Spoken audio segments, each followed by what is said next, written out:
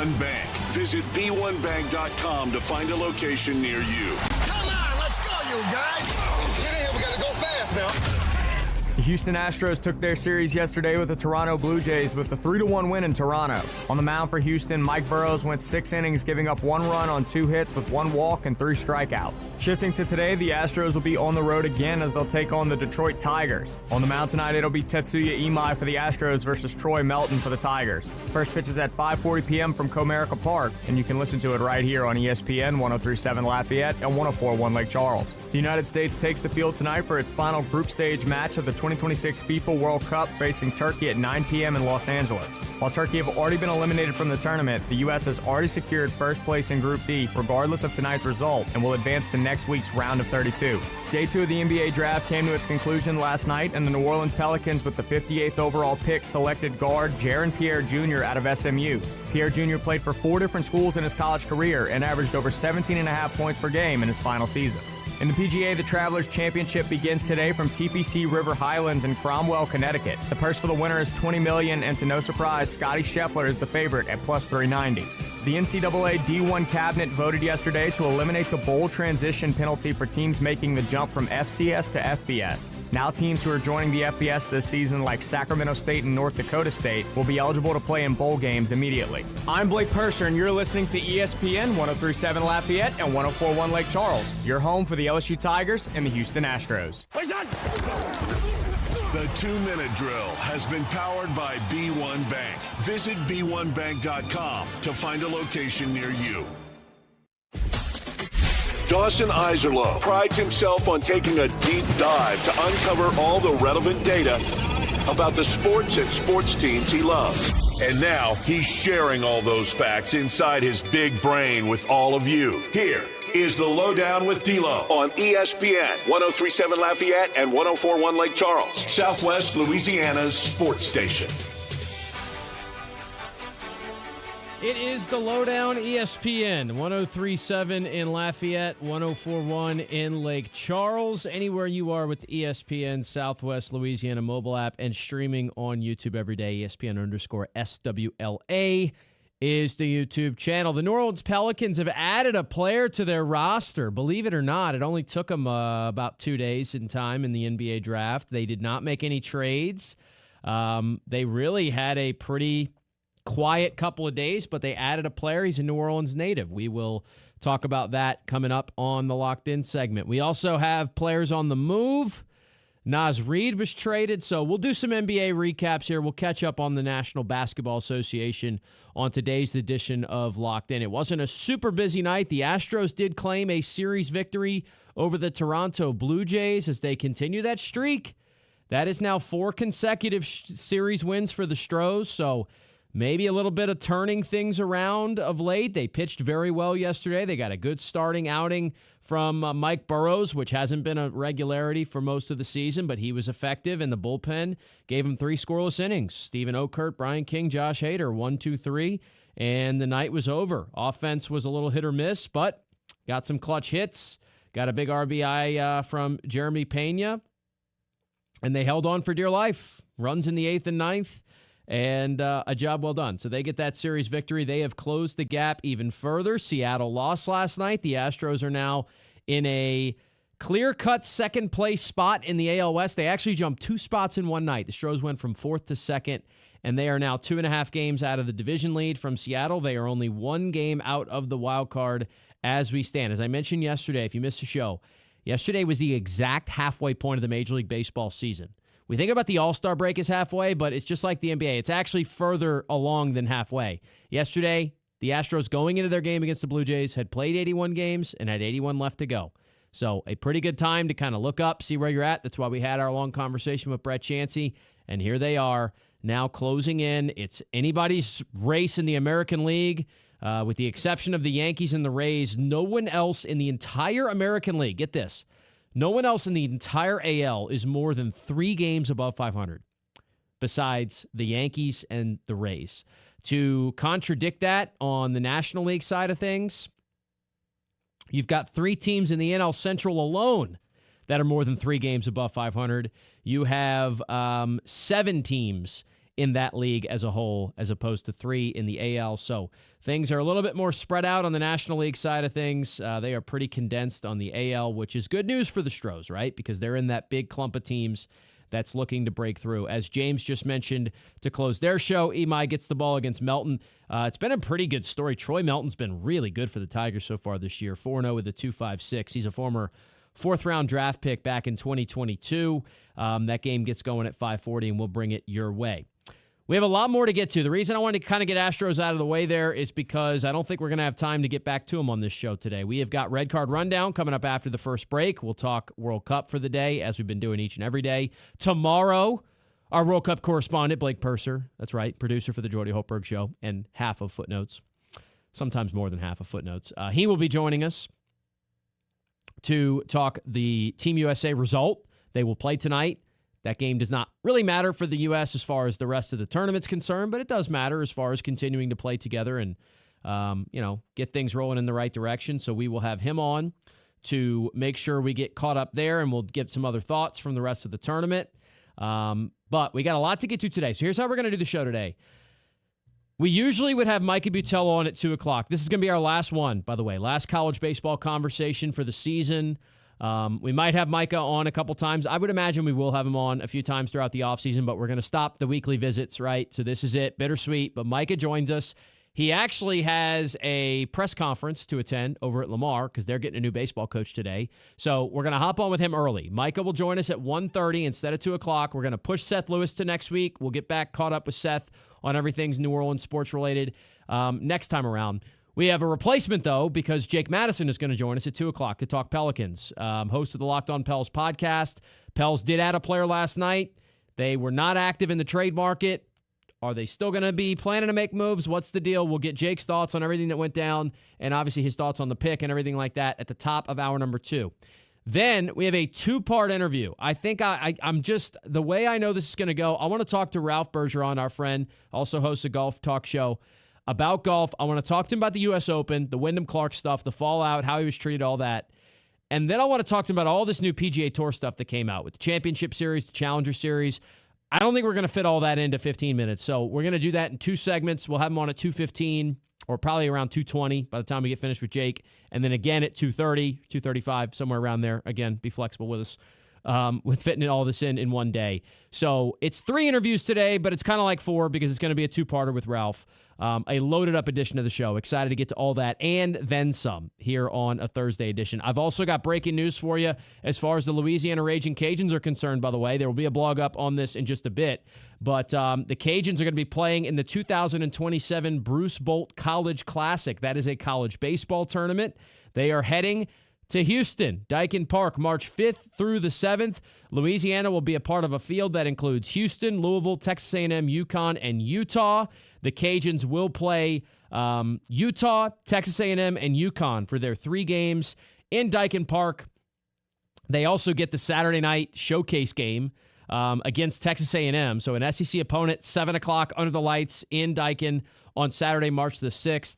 This is a pretty cool one. I'm excited about it for sure. I think a lot of Cajuns fans are going to be excited to potentially book a trip over to H-Town. Obviously, pretty quick drive. Get over there and see this team that's been so hyped up. Even though think about that. We are 9 months away, 8 months away from the start of next season, and yet a lot of us are already kind of talking about it. So, all that being said, busy day. I took a lot more time to set it up than I usually do. That's okay because it's a shorter locked-in segment. It's just about the draft last night. Let's officially get locked in on a Thursday on the show.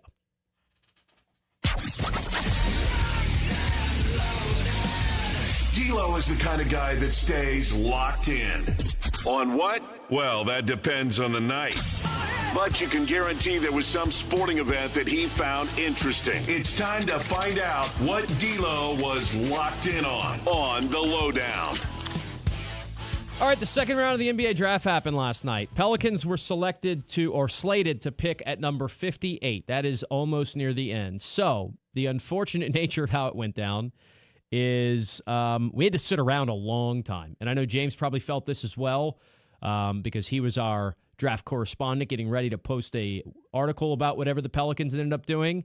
And they also, the Pels, by the way, the other thing about, look, I'm not knocking the coverage. I actually thought the coverage was good. The NBA's rules are what bother me, the hats and stuff. There was exactly one second-round pick last night that wasn't traded at some point. You got to wrap your brain around that for a minute there. 30 second-round selections. Exactly one did not change hands before the pick was made. And that was Toronto. Shout out to the Raptors for standing pat with their second rounder. 29 other picks changed hands before this draft went down, and some of which multiple times. The Pelicans, I believe, had the most exchanged draft pick. The one they took at number 58 had changed hands 7 separate times before the Pelicans ultimately picked Jaron Pierre Jr., who we are going to get to in just a second.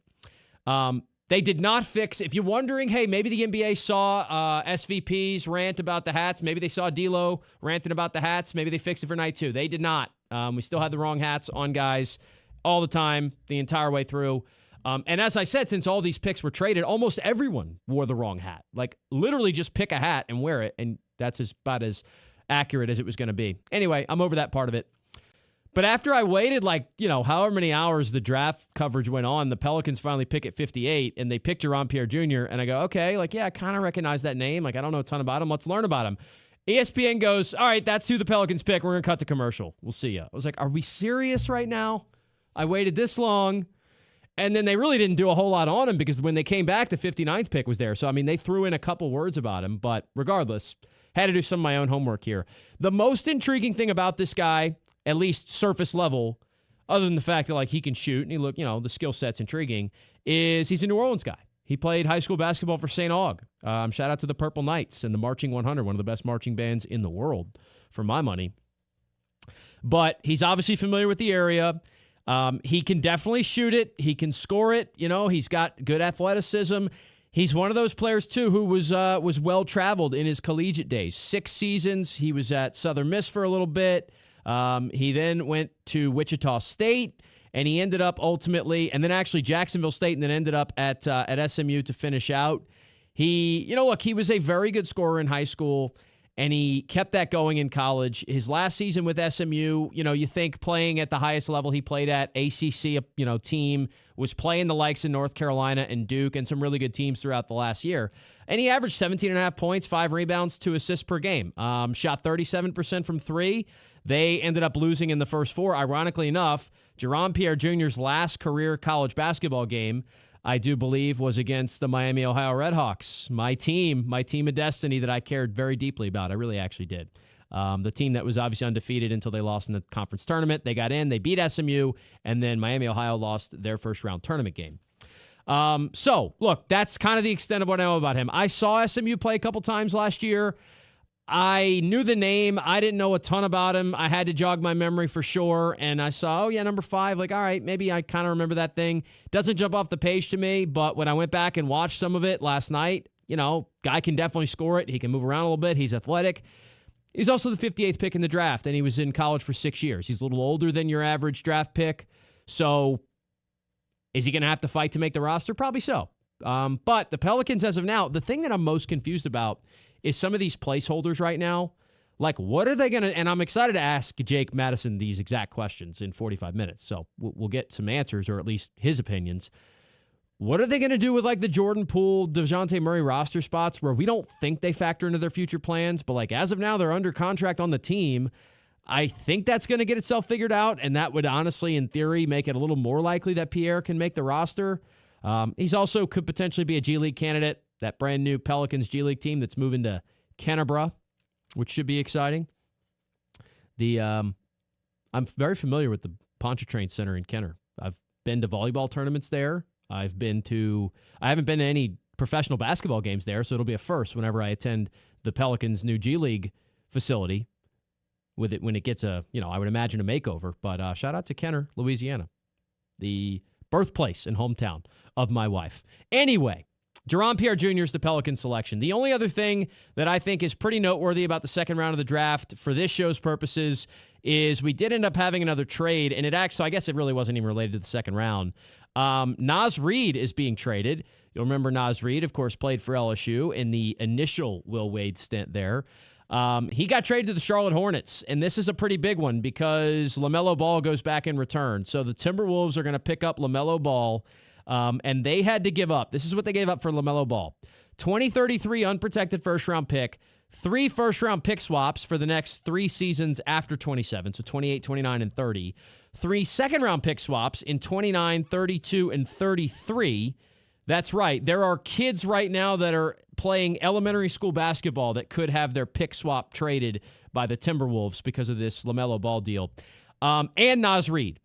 All those things are going to Charlotte. LaMelo Ball and Josh Green are going to Minnesota. They pair Ball up next against Anthony Edwards, of course. But they just traded Julius Randle and now this. So gut reaction on this trade, I don't love it for Minnesota. LaMelo Ball has not been able to stay healthy. He's not the type of player that I think fits into any system, right? You know, he's a little bit ball dependent, wants to take a lot of shots.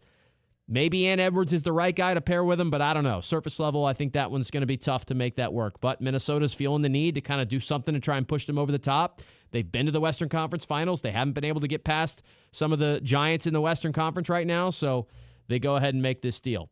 So Naz Reid making a home in Charlotte, which, hey, Charlotte was exciting down the stretch last year. And, I mean, that's, you know, a couple years ago, you probably said, man, that's a bummer to get traded to Charlotte. Maybe not the case anymore. They kind of have some stuff figured out, at least a couple things. All right, let's take a timeout. When we return, we shall have the red card rundown. Another night of watching soccer for me. Still have not missed one. Had a couple intriguing games. A send-off for the Mexican goalie. That was pretty touching. And my World Cup quest on FC 26 that James Mesh cares deeply about is also still alive. All right, we'll talk about it after the break. This is the LohDown with D-Loh, live on ESPN 103.7 Lafayette and 104.1 Lake Charles, Southwest Louisiana's sports station. With storm season having arrived, ESPN 103.7 Lafayette, 104.1 Lake Charles, Southwest Louisiana sports station, and Mid-South Power Solutions in Crowley bring you these hurricane safety tips. Make sure to secure your home and bring in outdoor items before the storm makes landfall. Have an emergency kit stocked with food, water, and medications. Know your evacuation routes and listen to local authorities. Stay informed with a battery-powered radio, and of course, make sure you keep some fresh batteries around. Remember, safety is in your hands. Oh, and also check what your flashlight takes. Nothing worse than buying AAAs, then it takes AAs, and you feel like an idiot. It's happened to me plenty of times in my life, mostly with video game controllers, but flashlights can be the same way. These hurricane preparedness tips are powered by Mid-South Power Solutions in Crowley. Your local Generac dealer. Visit midsouthpowersolutions.com. Hello, everyone. This is Jeff Palermo. Join us on Tuesday nights for Tiger Rag Radio. Myself, Todd Horn, and Glenn Gilbo give you the latest happenings in Tiger Town and across the SEC. We talk to coaches, analysts, and those in the know when it comes to the Tigers and the Southeastern Conference. We cover all the sports: football, baseball, basketball, softball, and gymnastics. That's Tuesday nights right here on ESPN 103.7 in Lafayette and 104.1 in Lake Charles, Southwest Louisiana's sports station. Lose weight with Alex Goen patented hypnosis. This is Lisa Stofan. Hypnosis eliminated my desire for soda and fast food, made me want to exercise, and I lost 60 pounds in 6 months. My energy level exploded. I went to another session to deal with some other problem foods. I lost another 10 pounds. In fact, I brought my husband, and he lost weight. The only weight loss method in America proven useful by the U.S. Patent Office because it reprograms your subconscious. Engineered to kill cravings, emotional eating, and late-night fridge attacks. Get full on half the food so you lose the weight and you keep it off. 10 pounds, 30 pounds, whatever your goal. Only $59.99 or your money back. Weight loss seminar Saturday, July 18th at the Hilton Garden Inn Cajun Dome at 11 a.m. Stop smoking at 2 p.m. Sign up at alexgoen.com. That's ALEXGOEN.com. alexgoen.com. Imagine building your dream backyard pool without ever leaving your couch. With Duplessis Builders, you can go shop our in-ground gunite pool packages online, start to finish. Browse our pool designs, compare features, see exactly what's included, and choose the package that fits your style and budget. Once you purchase, our team takes over. From permit and excavation to gunite decking and final startup, you click, we build, you swim. Your backyard upgrade is just a few clicks away. Visit DuplessisBuilders.net and buy your pool online today. Misfits Dine and Drink, a destination restaurant in Broussard, is constantly evolving. Dine in for great food in a great atmosphere. Whether it's lunch, dinner, or brunch on Saturday or Sunday, stop in to enjoy a handmade gourmet pizza or one of their delicious pastas. Take a sip of their new and seasonal craft cocktails and mocktails. And don't forget dessert. Try the birthday cake bread pudding. Whether it's new menu items or old favorites, come to Misfits for a great food experience. It's classic Italian with a modern twist. Misfits Dine and Drink, 200 Heritage Parkway off Highway 90 in Broussard. Oh, look who's here. Everybody Loves Raymond is on MeTV. Who told you that? Raymond! America's #1 classic TV network. Nothing even comes close. Enjoy 2 back-to-back episodes every weeknight. We're doing it twice. Watch Everybody Loves Raymond. Yeah, it's all about you, Raymond. Weeknights starting at 8 on MeTV. Watch MeTV Acadiana on KLWB, over the air on channel 50.1. Check your local cable listings for the channel in your area. D-Loh stays locked in on a lot of sports. Soccer just isn't one of them, except when the World Cup comes around. It's time to head to the pitch for today's Red Card Rundown. Alrighty, the red card rundown, I should say. We had some good matches yesterday. Again, the final round of group play is now in effect, so we are going to have results for, and we're going to start to really see how this round of 32 bracket is going to shape out. And obviously, once we have the round of 32 bracket, we're going to know what the path might look forward for some of the powers, and of course, our United States team as well. Bosnia won yesterday. I do like the fact that I know their name is technically now Bosnia, Herzegovina, whatever it is. A lot of people are just saying Bosnia, and even the actual ESPN News Service article just says Bosnia. So I'm going to stick with Bosnia because we're going to have to say it a lot because that's who the U.S. is going to play. 99.9% chance last I checked. That's an actual number. There's a 99.9% chance that that's who the U.S. plays in the round of 32. It is technically still theoretically possible that they'd play someone else, but it would take like 37, I'm not exaggerating, 37 other events to go a certain way for them to end up playing anyone other than Bosnia. Anyway, they beat Qatar 3-1, so Qatar's eliminated. Bosnia is almost definitely going to be the U.S.'s opponent in the round of 32. Switzerland beats Canada, so Switzerland actually is going to go ahead and win this group. They get the first place positioning, Canada second, and Bosnia third.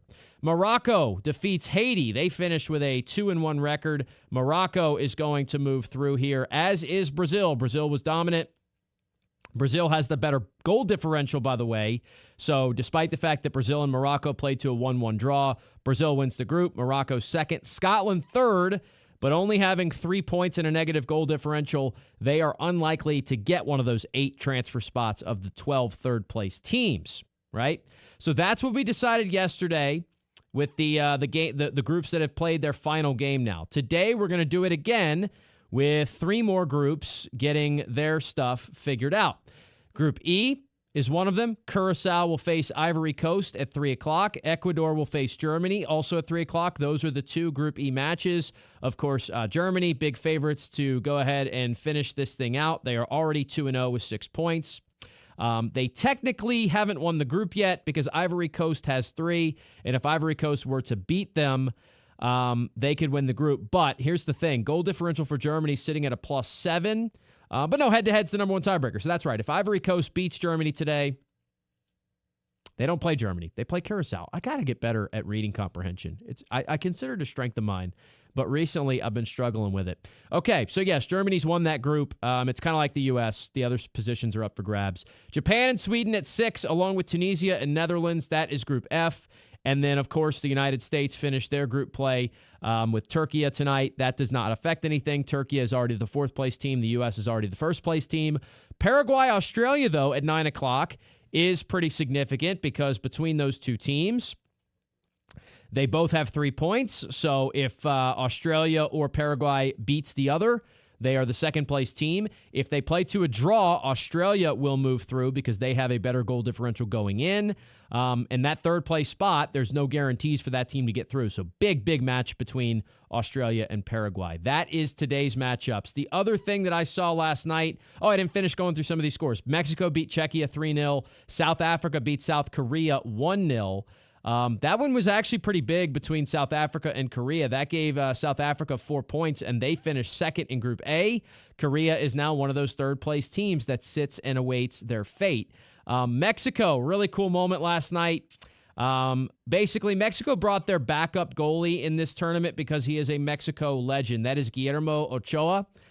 He is 40 years of age. He has been on this Mexican team for a very long time. And they basically brought him as a backup. He's not expected to play in this event, but since they had the group already won and they had everything figured out, they threw him in there in the second half. They let him play the last 30 minutes and kind of close out his national team run. The Mexican fans got to pay their respects, of course, because that game was played in Mexico as one of the host nations. They also won it 3-0, by the way, and they got 3 goals all in the second half, so they defeated Czechia for good measure. They get a perfect 9 points out of 9 in the group stages, and that one was played at Estadio Banorte in Mexico City, Mexico. So just thought that was a cool thing to bring him out, give him the ovation. Worked out perfectly for Mexico, right, because they weren't feeling the pressures of trying to win the match. To move on. They already knew they were safe, so they were able to get him in there, get him some actual playing time, and allow the fans to pay their respects and allow Ochoa to have a really, really cool moment to take with him. He'll obviously remain with the team. I saw a lot of this going like, hey, wait a minute, they're still in it. Why are they all saying this? Well, he's going to be with the team the rest of the way, but the point is, in elimination matches, he's not going to play because he is a backup. I think he's the third string goalie. Like he's only getting out there if things get really dire. So this was effectively the way for Team Mexico to send him out with some respect. So mad props to them for that. So there we go. Germany, Ecuador, Japan, Sweden, Tunisia, Netherlands, Paraguay, Australia, USA, Turkey, and Curacao, Ivory Coast are your 6 matches today. When we come back tomorrow, we'll have some big-time matches to preview. I mentioned a few of like the, kind of the feature ones of the final round. Spain will face Uruguay. Significant stuff there. Egypt and Iran will close the night out. You've got Senegal and Iraq, Norway and France. So there's some good ones to talk about tomorrow. And then Belgium and New Zealand. That one could be significant for who the U.S. faces in their second round game, assuming they're able to get through the round of 32. BP will be with us to talk all that stuff. We'll have a chance to break it all down with him on tomorrow's edition of the Red Card Rundown. For now, though, we'll take a time out. Micah Butel, one last conversation of the college baseball correspondent we trust the most, College Baseball Central, bringing us all the analysis. He will join us after the timeout. This is the LohDown. This is the LohDown with D-Loh, live on ESPN 103.7 Lafayette and 104.1 Lake Charles, Southwest Louisiana's sports station. This game isn't fun. This game is a war. It's time for the 2-minute drill. Hurry it up, hurry it up, hurry it up. Powered by B1 Bank. Visit B1Bank.com to find a location near you. Come on, let's go, you guys. Get in here, we gotta go fast now.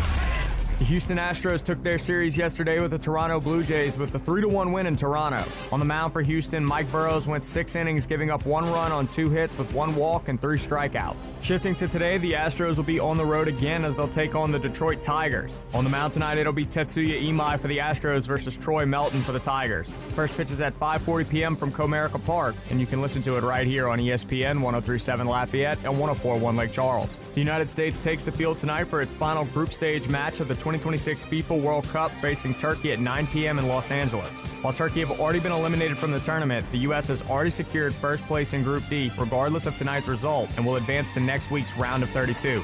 Day 2 of the NBA draft came to its conclusion last night, and the New Orleans Pelicans, with the 58th overall pick, selected guard Jaron Pierre Jr. out of SMU. Pierre Jr. played for 4 different schools in his college career and averaged over 17.5 points per game in his final season. In the PGA, the Travelers Championship begins today from TPC River Highlands in Cromwell, Connecticut. The purse for the winner is $20 million, and to no surprise, Scotty Scheffler is the favorite at plus 390. The NCAA D1 cabinet voted yesterday to eliminate the bowl transition penalty for teams making the jump from FCS to FBS. Now teams who are joining the FBS this season, like Sacramento State and North Dakota State, will be eligible to play in bowl games immediately. I'm Blake Purser, and you're listening to ESPN 103.7 Lafayette and 104.1 Lake Charles, your home for the LSU Tigers and the Houston Astros. The 2-minute drill has been powered by B1 Bank. Visit B1Bank.com to find a location near you. ESPN 1037 Lafayette and 1041 Lake Charles is the proud winner of 4 2026 LAB Prestige Awards, including Best Use of Digital Media, Foot's Friday Fury, Best Live On-Site Remote for our Super Bowl Radio Row coverage, Best Promotion for our No Shave November initiative, and Radio Young Professional of the Year for Dawson Iserloh. We're proud of being Southwest Louisiana's sports station and are humbled to be recognized by the Louisiana Association of Broadcasters.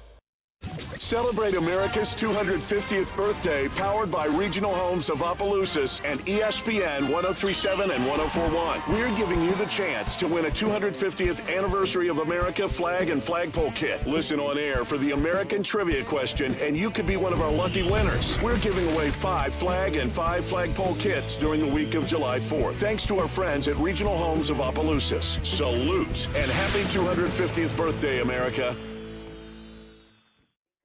Everybody's talking about the big, beautiful bill, and it's game-changing for taxpayers. Hi, this is Kerry Bryson with the Bryson Law Firm. We've read the bill, and if you've been putting off a tax problem, it's time to call the Bryson Law Firm and get it resolved.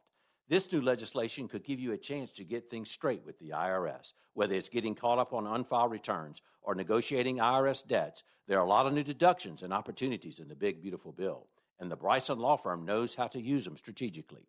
We've been staying on top of the tax changes in the big, beautiful bill, and we're ready to help our clients take full advantage. So if you owe back taxes or haven't filed returns in years, it's time to call the Bryson Law Firm and finally resolve your tax issues. Remember, if you have tax problems, you have legal problems. Call the Bryson Law Firm. Our headquarters are in Lafayette, and we have offices statewide. Or visit brysonlawfirm.com to schedule your free consultation with your local tax resolution law firm, the Bryson Law Firm. LSP filing number LA2519079. You want to feel important. You want to be a part of something bigger, something that matters and can help change things. You want to feel like you belong. We know. We felt that way too. And that's why we did something about it. We aren't just Army National Guard soldiers. We are normal people just like you. And together, we can make a difference. Take on your legacy. Visit NationalGuard.com to find out more. Sponsored by the Louisiana Army National Guard. Aired by the Louisiana Association of Broadcasters and this station. I've been driving trucks for a long time. Safety is my #1 priority. I know that my truck has huge blind spots. That's why I remember to check my mirrors often for smaller vehicles. Everyone can help keep our roads safe. Next time you're behind the wheel, try to avoid lingering in those blind spots. It can be dangerous. Let's all plan to share the road safely. Learn how at www.sharetheroadsafely.gov.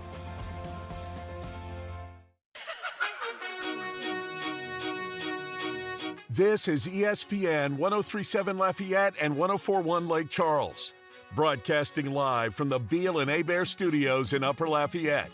Beal and Hebert, Acadiana's hometown lawyers. Back to more of Southwest Louisiana's sports station. We welcome you back into the LohDown. Thursday edition of the show rolls on. All season long, we have had our friend Micah Butel, College Baseball Central, talking to us about the sport as a whole. Of course, getting his thoughts on LSU, the Cajuns, McNeese, and the national scene. It's going to be our last conversation with Micah for a while. A little bittersweet. Obviously, if something big happens in the college baseball offseason, we can jump back on with him. But our last regularly scheduled conversation, and it's actually a bit earlier than usual, moved him up to 1:30 today, but he's here nonetheless. Micah, thank you, first of all, for making time for us all season long, and excited to do this one last time. Absolutely, Dawson. It's the bittersweet, right? I'm ready kind of for a little bit of a break from the at least the grind of the season, but at the same time, it's it's going to be sad to see it go. No doubt. I do want to start. For those who don't know, of course, Micah, we've mentioned it a few times here and there. He is involved with the Lamar Cardinals in that program. I know you guys are getting set, introducing a new coach. You've had some exciting runs the last couple of years, just made a regional appearance. What has you excited about the future of where Lamar's headed, man? Yeah, I mean, I think from a standpoint of the investment from our athletic department and university into the program is, and part of what I do for my college baseball fandom is highlighting programs that deserve it. West Virginia made an investment. They see it in Omaha this year. Troy makes an investment. They see it with Omaha trip this year.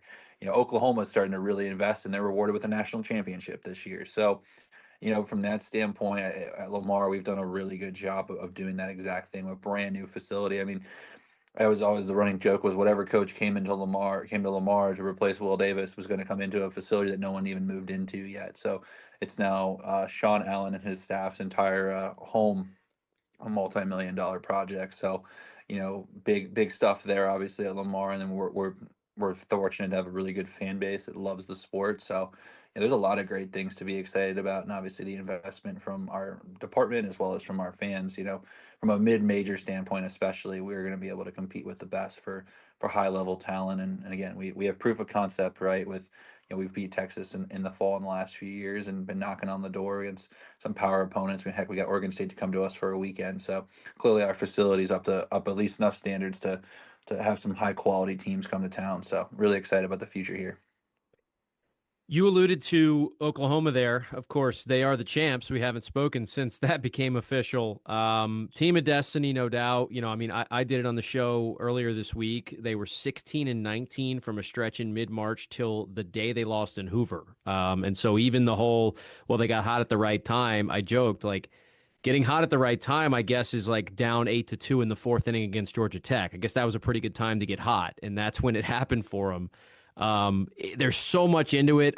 They are an SEC program, so like we know the talent and the depth and the money spent is there. So it's not like it's not Fresno State, but it is still a pretty incredible story for this team to have just all of a sudden turned it on the way they did. Yeah, and a part of me thinks that I will go on record and say I think this is the most impressive NCAA tournament run we've ever seen in the history of the sport. I know Fresno State was a 4 seed and they did what they did, but they beat 8 national seeds. Oklahoma beat 10. They beat the ACC champion, the SEC champion, and the Big 12 champion on that road. And all 3 of them were either on the road or neutral site. So, to do what they did in the way that they did it to them, and they dominated. I mean, again, the final, like, it was interesting because when they lost game 2, it didn't feel like necessarily that they were like, that UNC controlled them. But in the games that Oklahoma won, they were purely dominant. They were dominant against Georgia. They were dominant against Kansas. I mean, what they did to Kansas in that super regional, I mean, I think they outscored them like 29-4 or some ridiculous number. I mean, they are just everything was working for them. Skip Johnson had them firing on all cylinders. So I still think it's the most impressive title run we've ever seen. Obviously, it's maybe not as improbable as what Fresno State did, but even then, you look back on it and it's just like the path that Oklahoma had to go through. I mean, you take away the brand and you just show who that is, and you're like, and you show their record and their RPI, you're like, wow, like you take away the fact they're an SEC team, and it's easily the most impressive run you've ever seen. So, I mean, it was a cool thing to be a part of down the stretch there. And I mean, Dawson, my favorite moment is a couple of the Oklahoma players and I have gotten close. One of them is a former Lamar Cardinal, the closer for OU.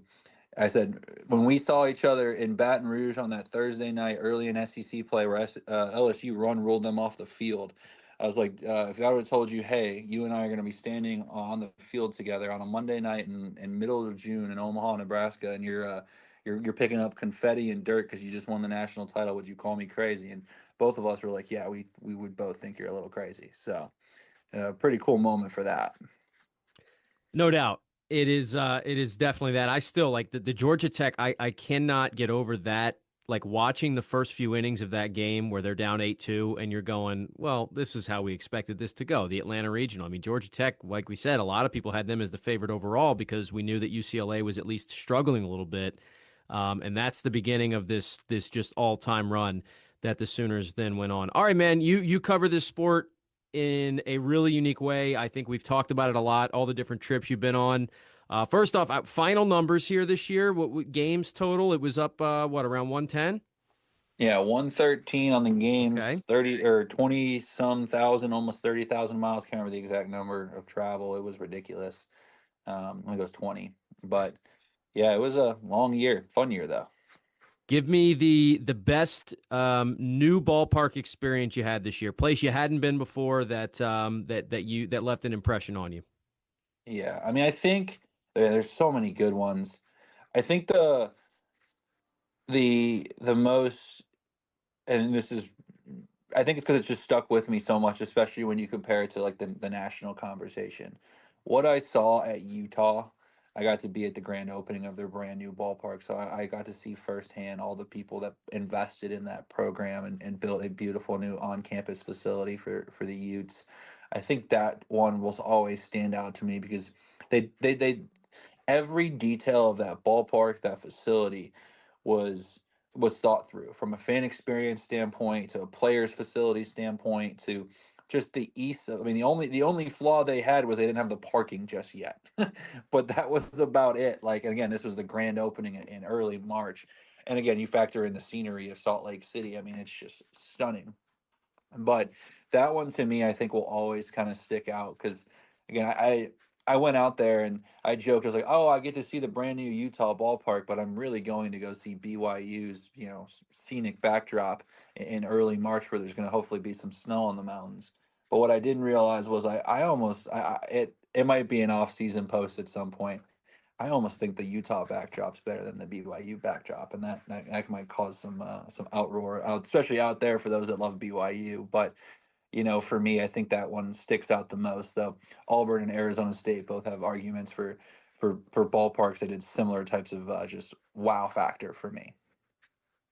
When you look at the health of this sport, where it's at, I think we saw some real signs of growth this year with, some extra ESPN coverage here and there. And, I saw some big numbers for the World Series viewership, things of that nature. And of course, you've gotten to see it, as you said, places investing in it and caring about it more.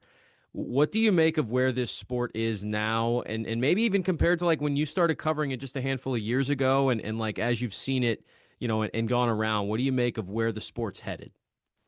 I think the best way to describe it is when I got a text message from my mom about, hey, I hope you're enjoying seeing West Virginia. My mom knows nothing about college sports. She couldn't tell you who won the national title in anything. If I told her, hey mom, Indiana won the football national championship, she'd be like, oh wow, that's really cool. Not even like processing like that's like the most insane thing we've seen in a long time, maybe ever in sports. And so, from that standpoint, like getting that text message, the amount of people too that like know me as a baseball guy that were like, wow, this is really cool what Troy's done. This is really neat. Like this Oklahoma run, like this is insane. Like again, I have friends. I my first ever college baseball game was in Morgantown at WVU, and some old friends from when I was a young kid were like, man, like I don't think they knew anything about college baseball, and they were, living and dying by every single pitch that West Virginia had going on there during their regional, super regional, and obviously Omaha run. So I think from that standpoint, I think that kind of summarizes really well what the sport is becoming, which is becoming more casual, and that's a good thing. Like, yes, obviously I want more diehard college baseball fans, but you know. What makes MLB so great, what makes the NBA so great is you have these casual fans that go to the games during the regular season, just show up because it's something fun to do. And then when the team goes on a run, the crazies go crazy, and then it becomes the thing to do because it's in high demand. And then those casuals get more invested. I guess again, you have to get casuals to have super fans. You don't just have a super fan created overnight. So I think that's been really great to see. And again, like out in Omaha this year, I mean, we saw. I think this is the most I've seen of random schools that didn't participate. Like I saw more Auburn fans than I normally see. I mean, there was obviously your normal LSU contingency, but I saw USC fans that were excited, and I didn't see USC fans, and they maybe are hopefully planning to see their team, but like they were there. There was an energy around what was going on with Omaha, and there was a pretty equal contingency, honestly, of support. Like UNC did a way better job of traveling than they have done in recent past. OU did a way better job of traveling than they did in the past. Obviously, West Virginia showed out well. Ole Miss showed out really well. Like you saw a lot of just casual growth. I mean, even like Alabama is a great example. I went to Alabama in late March, and it was a very empty crowd for a Saturday game against Florida.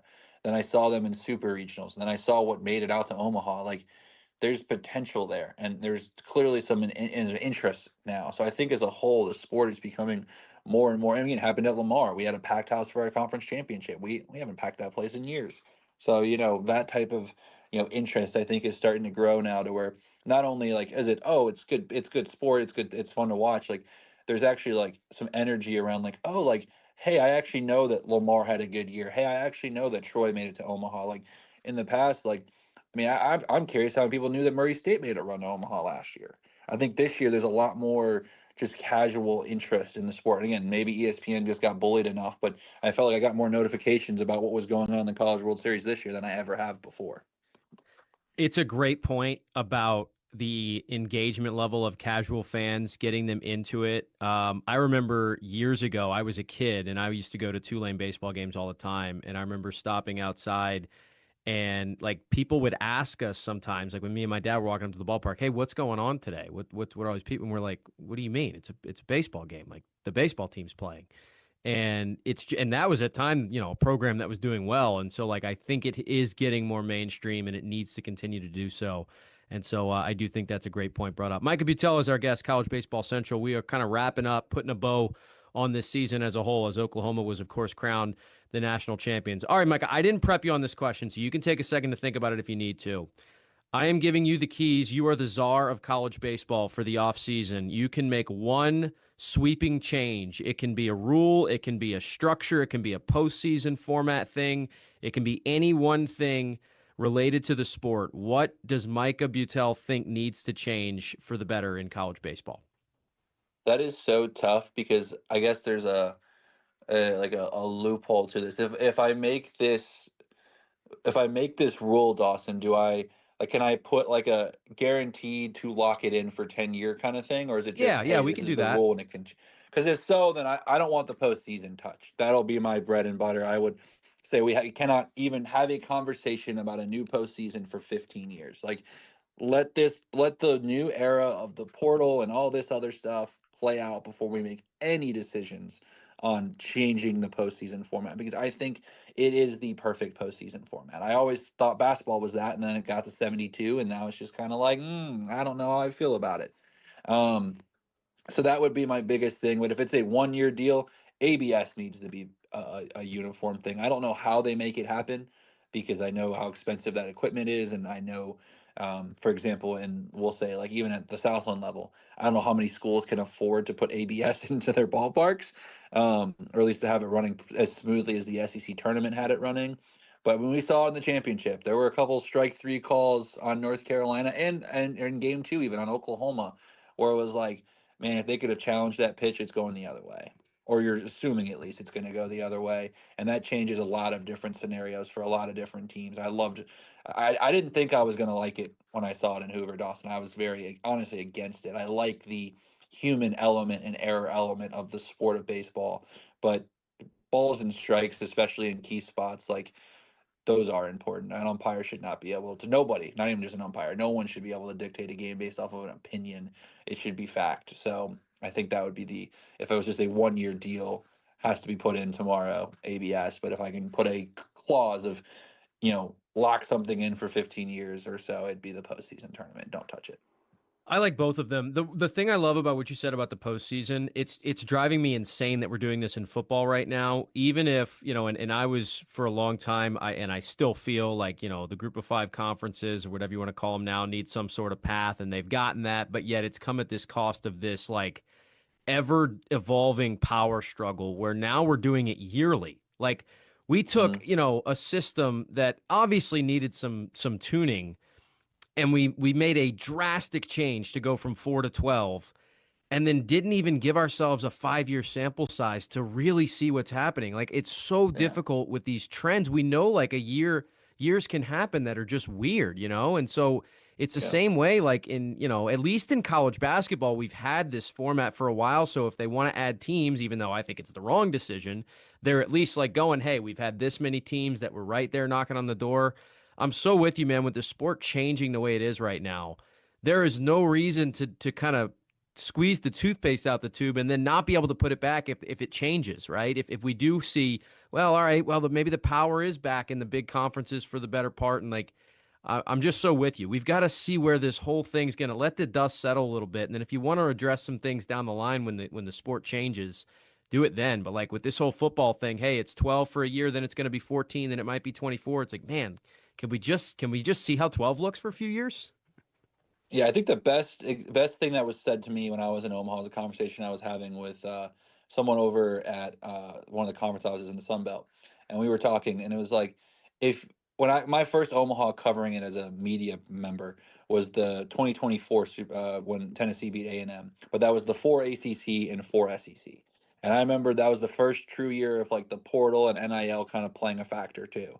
And we're like, oh crap, like this is what we're going to be seeing every single year is the two power leagues having all, if not, 90% of the representation. We've had 23 of 24 different teams in Omaha. And we've had Murray State and Troy and West Virginia, like programs that you don't think about as baseball schools, make runs to Omaha in the last 3 years. Like, if we would have reacted based off of 1 year of, oh my gosh, like it was the ACC, SEC, we have to change the sport, we wouldn't have gotten the beauty that we've gotten with, again, Troy and West Virginia both won games in Omaha. Like, that's my favorite. Like, I'm sorry, Ole Miss fans, it's not beef with you, but like Troy beating Ole Miss was the best thing that happened in Omaha, in my opinion, because it just shows again that anybody can win a baseball game on any given day, and those programs serve just as much representation as Ole Miss does. Where again, like nobody thought Troy was going to win a game in Omaha, and they did, and they were pretty close to potentially being in a 2-0 spot. So that's the beauty of the sport.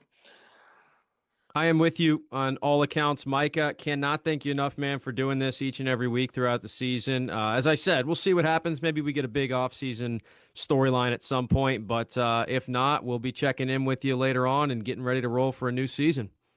Sounds great, Dawson. Looking forward to when the time comes, speaking some more ball.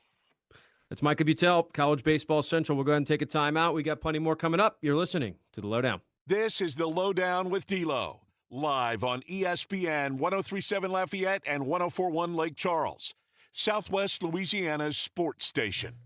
Regional homes of Opelousas and ESPN 103.7 Lafayette, 104.1 Lake Charles want to help you celebrate America's 250th birthday. We're giving you a chance to win a 250th Anniversary of America flag and flagpole kit. Listen on air starting Monday, June 29th for the American Trivia question.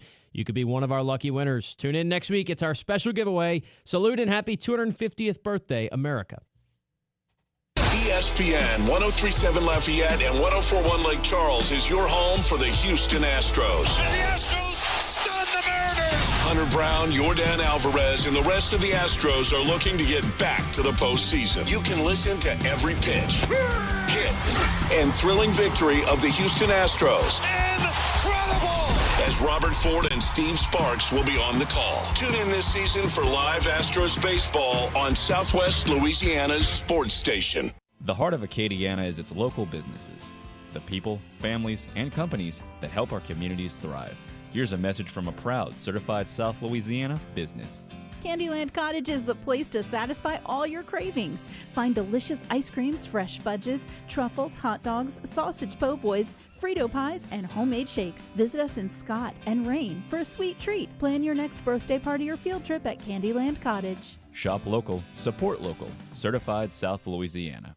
Every weeknight, MeTV has your laugh therapy. To chase away the blues or the olive drabs. With 2 hours of MASH at 5. This guy's ankle has tickled my funny bone. Followed by the Andy Griffith Show at 7. Doggone it, Otis. You're supposed to be hugging me when I'm arresting you. But he likes you, Bart. Weeknights on MeTV. Watch Meet TV Acadiana on KLWB, over the air on channel 50.1. Check your local cable listings for the channel in your area. We are the soldiers of the Louisiana Army National Guard. We are your neighbors. We are your sons and daughters. While we serve part-time, we are learning valuable life and job skills. We are earning money for college, for trade and technical schools, and for certification. We are proud to serve both our country and our home state. We are your Louisiana Army National Guard. Sponsored by the Louisiana Army National Guard. Aired by the Louisiana Association of Broadcasters and this station. We are the NFHS. That stands for the National Federation of State High School Associations. But really, what we stand for, together with the LHSAA, are the 110,000 high school sports students in Louisiana. And so we stand. We stand for the runners, soccer and basketball players. We stand for their coaches, administrators, and officials. We stand for the swimmers, football players, and wrestlers. We stand for the golfers, softball, and volleyball players. We stand as the national leader and advocate for high school athletics and all who participate in them and make them possible. Because it is our purpose to ensure that high school students get to play, perform, and compete together. To learn more about who we are and what we stand for, visit nfhs.org. You're listening to the 2026 LAB Award winner for Radio Young Professional of the Year, Dawson Iserlo, the host of the LohDown with D-Loh on ESPN 103.7 Lafayette and 104.1 Lake Charles, Southwest Louisiana's sports station. The LohDown continues on here. It is a Thursday, hanging out in the Beal and Aber studios in Upper Lafayette. Appreciate Micah Butel for hopping on with us there in the previous segment, talking college baseball. As I mentioned, I believe before we had Micah on, it has been finalized. Louisiana will be part of the Bruce Bolt College Classic in Houston, Texas, Dyken Park, next season. Games at 3:05 on Friday afternoon against the Utah Utes, a game at 7:05 on Saturday night against Texas A&M, and a game on at Sunday afternoon. There's the right word for that. When they play UConn at 2:05 p.m. So the Cajuns will be in H-Town. It is this tournament's changed names, by the way. Bruce Bolt is the title sponsor, but this is the same Astros Foundation tournament that they've been hosting for 27 years now. Cajuns have been a part of it 6 times, and so they will be part of the 6-team field. The other teams, by the way, that are going to be there that the Cajuns aren't going to face are Louisville and Houston. So really cool event, and we've seen LSU be a part of this tournament in the past. We've seen UL, and now the Cajuns will be returning. That has been made final, and if you want to read more about it, you can check it out, our website, ESPNSouthwestLouisiana.com. Free to read, as always. We have posted something up there just a few moments ago. Also, programming note, we will have a normal show tomorrow, but we will be on the road. We are heading out to Service Chevrolet Cadillac. They've got some great summer savings going on, some summer sales. I will be telling you all about some vehicles that you can get yourself in. So if you are in the market for a new vehicle, maybe you're looking to trade yours in, check us out tomorrow. Stop by Service Chevrolet Cadillac on 1212 Ambassador Caffrey Parkway. We'll be out there with our show live from 1 to 3 p.m. We'll be hanging out. If you want to just stop by, hang out, chat a little bit, certainly that's available to you as well. But, of course, you'll have a great opportunity to get yourself in a vehicle. So great friends over there, Service Chevrolet. We've done the show out there a handful of times before. We were out there for their 3-day sale a few months back, had some great success. And they've got another really cool event going on right now and some good summer savings. So we're going to head back out there. We'll be there tomorrow afternoon. Same show times, same spots. You watch us all the time. We'll be streaming it up on YouTube. We'll be on the app, everything like that, but we'll be in a different location. So the LohDown live from Service Chevrolet Cadillac tomorrow. That is Friday, June the 26th, 1 p.m. to 3 p.m. Come say hello if you're hanging out on a Friday. All right. All that being said, we've got a loaded up hour number 2. We're going to talk with Ralph Bergeron about golf. But when we return to start the hour, Jake Madison, the Locked On Pelicans podcast. We will talk the Pels draft. They did make one move. They were relatively quiet, though. What's next for this team? What does Jake think? What's the direction for the New Orleans basketball franchise? We'll talk about that next. Did you know you can get great tasting Clear Springs artesian water delivered to your office or your doorstep at home? Clear Springs is 100% local with their own bottling facility at the world-famous Kentwood Aquifer, no chemicals added. Just pure Kentwood, Louisiana artesian water. Clear Springs Water offers delivery of 5 or 3-gallon water service with a hot and cold temperature water cooler or even single-serve bottles delivered to your home or office. Easy to reach, clearsprings.net, then contact us tab or 337-519-3563. Lafayette Stars and Stripes is back and bigger than ever as America celebrates its 250th anniversary. Join us Saturday, July 4th at Park International in downtown Lafayette for a night of patriotic fun. Gates open at 5 p.m. with live music by Sold Out and Rusty McTwire and the Zydeco Crush, along with delicious food trucks, family activities, local vendors, and plenty of surprises. Then look to the sky for a spectacular fireworks finale at 9:30 p.m. Free admission presented by Lafayette Utility System, LFT Fiber, and Delta Media.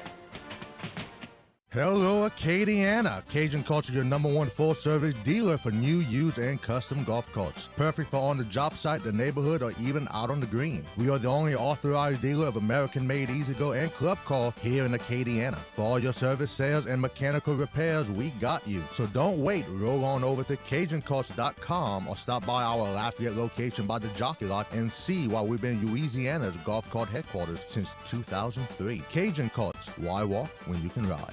Looking for a spotless workplace? Variety Janitorial Services is your go-to. For office cleaning to stripping and floor waxing and carpet cleaning, your commercial space will look its best. Their reputation for perfection has grown throughout the entire Acadiana community. They deliver top-notch service with a commitment to excellence. Daily, weekly, or deep cleaning, trust the experts. Visit VarietyJan.com today or call 337-298-8704 for a free quote. Variety Janitorial Services. We clean, you shine. Live from Upper Lafayette, this is ESPN 1037 KLWB Carencro Lafayette, KLCJ-FM Oak Grove Lake Charles 1041, a Delta Media station. I'm Christine Lisi. The Timberwolves, looking for years for a co-star to team with guard Anthony Edwards, got one courtesy of an NBA blockbuster trade. ESPN's Sham Charania reports Minnesota's acquiring LaMelo Ball and Josh Green from the Hornets for Naz Reid and a series of draft picks. T-Wolves core, 25-year-old winger Jaden Daniels, and its 24-year-old backcourt in Edwards and Ball. First Take host, Stephen A. Smith. Well, number one, you can't dislike it. It's an elite backcourt. We have to remember that LaMelo averaged 20 this year, shooting 37% from three-point range. So the brother can score, but his gift is passing the basketball. And look who he's passing it to. A superstar, if ever there was one, in Ant-Man, Anthony Edwards. Edwards, Ball, and Daniels all under contract through the 2028-2029 season.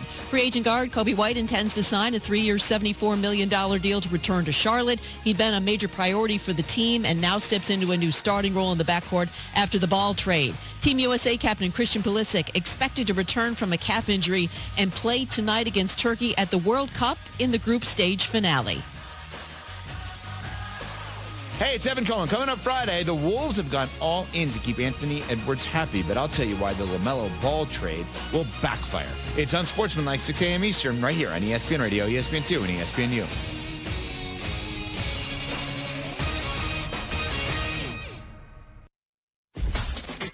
Dawson Iserloh prides himself on taking a deep dive to uncover all the relevant data about the sports and sports teams he loves. And now he's sharing all those facts inside his big brain with all of you. Here is the LohDown with D-Loh on ESPN 1037 Lafayette and 1041 Lake Charles, Southwest Louisiana's sports station.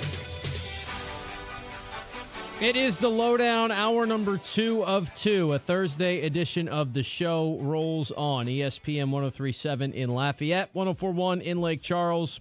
Anywhere you are with the ESPN Southwest Louisiana mobile app, and, of course, also now streaming live on YouTube every day. We've had a lot to talk about so far today, and we've got a lot more to get to in the second hour. Remember, we're going to be talking with our friend Ralph Bergeron coming up. 2 segments on the world of golf. Do have the Travelers Championship, a signature event going on right now, but we're not going to focus on that. We're going to focus back to the U.S. Open with him, and then a little bit about this new PGA Tour format as well. But we're going to start this second hour off talking New Orleans Pelicans. The NBA draft has come and gone. Pels did something, although they weren't maybe as active as a lot of people expected them to be. Our friend Jake Madison of the Locked On Pelicans podcast, kind enough to join us. Jake, first off, thank you for doing this. I know it's quite a busy time of year for you. All good. Happy to be on talking hoops here. All right, so let's start with there was a lot of buzz that Trey Murphy, Herb Jones, maybe some others were going to be moved before the draft. Pelicans were going to be active, and then they didn't do a whole lot of anything on the first night. Just what do you make of really the lack of movement from this Pelicans front office? Yeah, the lack of movement doesn't mean they weren't trying to get something done. It takes 2 to tango, or at least 2, could be 3 or 4 in these trade negotiations as well. And New Orleans is realizing that, look, they won 26 games last year. They need to change their roster up, and there's very limited ways for them to make significant moves. And first and foremost, it's going to be Trey Murphy or Herb Jones, because those are the players that teams are interested in. Those are the guys that have the most trade value around the league of the New Orleans crop of players right now. So there were definitely discussions in terms of moving them to get into the first round. We know that this front office scouts really well. They tend to fall in love with certain players, and they want to go and get those guys. We saw that with Derek Queen last year, and they were looking to do that in this draft. But they also want to kind of stick with the valuation they have of their players, and they have a high asking price for Trey Murphy, for Herb Jones, and I think that's why you didn't see a deal get done. I think, their value's just really high, and teams weren't willing to meet that right now. But if they had, you would have seen one of those guys on the move. I think this is still just kind of the start of them looking to change their roster. Things don't end on draft night. You've got the rest of the offseason to make moves, and I think we'll still continue to hear rumors for Trey Murphy and Herb Jones as we go into the summer. Do you think it makes sense to be actively shopping Trey Murphy so aggressively given the season he put together a year ago? I think it depends on what their goals are and what they want this team to look like or expect this team to look like next season. Look, if you're going to go through a bit of a rebuild or kind of focus more on the youth in Jeremiah Fears and Derek Queen, it makes sense to kind of build around those guys and acquire assets and things to help those players in the future. So I do think it makes sense. If you're looking to be a play-in tournament team or a playoff team, just simply a competitive team next year, and winning is what matters to you, trading Trey Murphy is not going to accomplish that unless you move him in a deal for a Jaylen Brown type of player where the Pelicans would get the best player in the trade back, and maybe they need to send out future draft assets. But there's pros and cons to kind of both sides of looking at it like that, and this is the struggle they find themselves in. There's two timelines in front of them. There's the youth timeline in Jeremiah Fears and Derek Queen, both of whom show really high potential, but aren't probably going to help lead you to a winning season next year.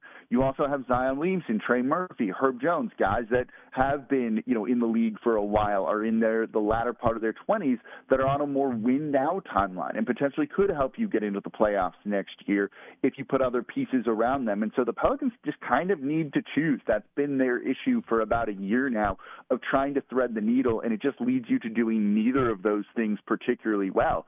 You want to create a runway for Jeremiah Fears and Derek Queen to really take off and flourish as NBA players. But right now, if you were to look at this roster and say they're trying to make the playoffs, both aren't starting on opening night. So what good does that do you right now? Does that put them in the best position to succeed? And those are the questions the Pelicans need to answer. And once they start to answer those questions, the next moves they would make, whether it's Trey Murphy, Herb Jones, those type of trades, that then either makes sense or doesn't based off of that. Yeah, and I guess that's what's confusing to me, Jake, is it seems like what's been coming out of that building since Joe Dumars took over is more this emphasis on winning now and feeling like they aren't that far away. And yet now it's starting to, and look, maybe he changed his mind. Maybe they got in for a year and evaluated things and changed, but we still haven't kind of gotten that indication from them, have we? No, I think if anything, the more recent indication here is like not a rebuild, and I would hesitate to call it a rebuild. I think it's focusing on the youth, and that's just going to naturally lead to losses. But this isn't a team that is looking to tank and lose games, and even if they focus on the youth, that's not going to be the goal.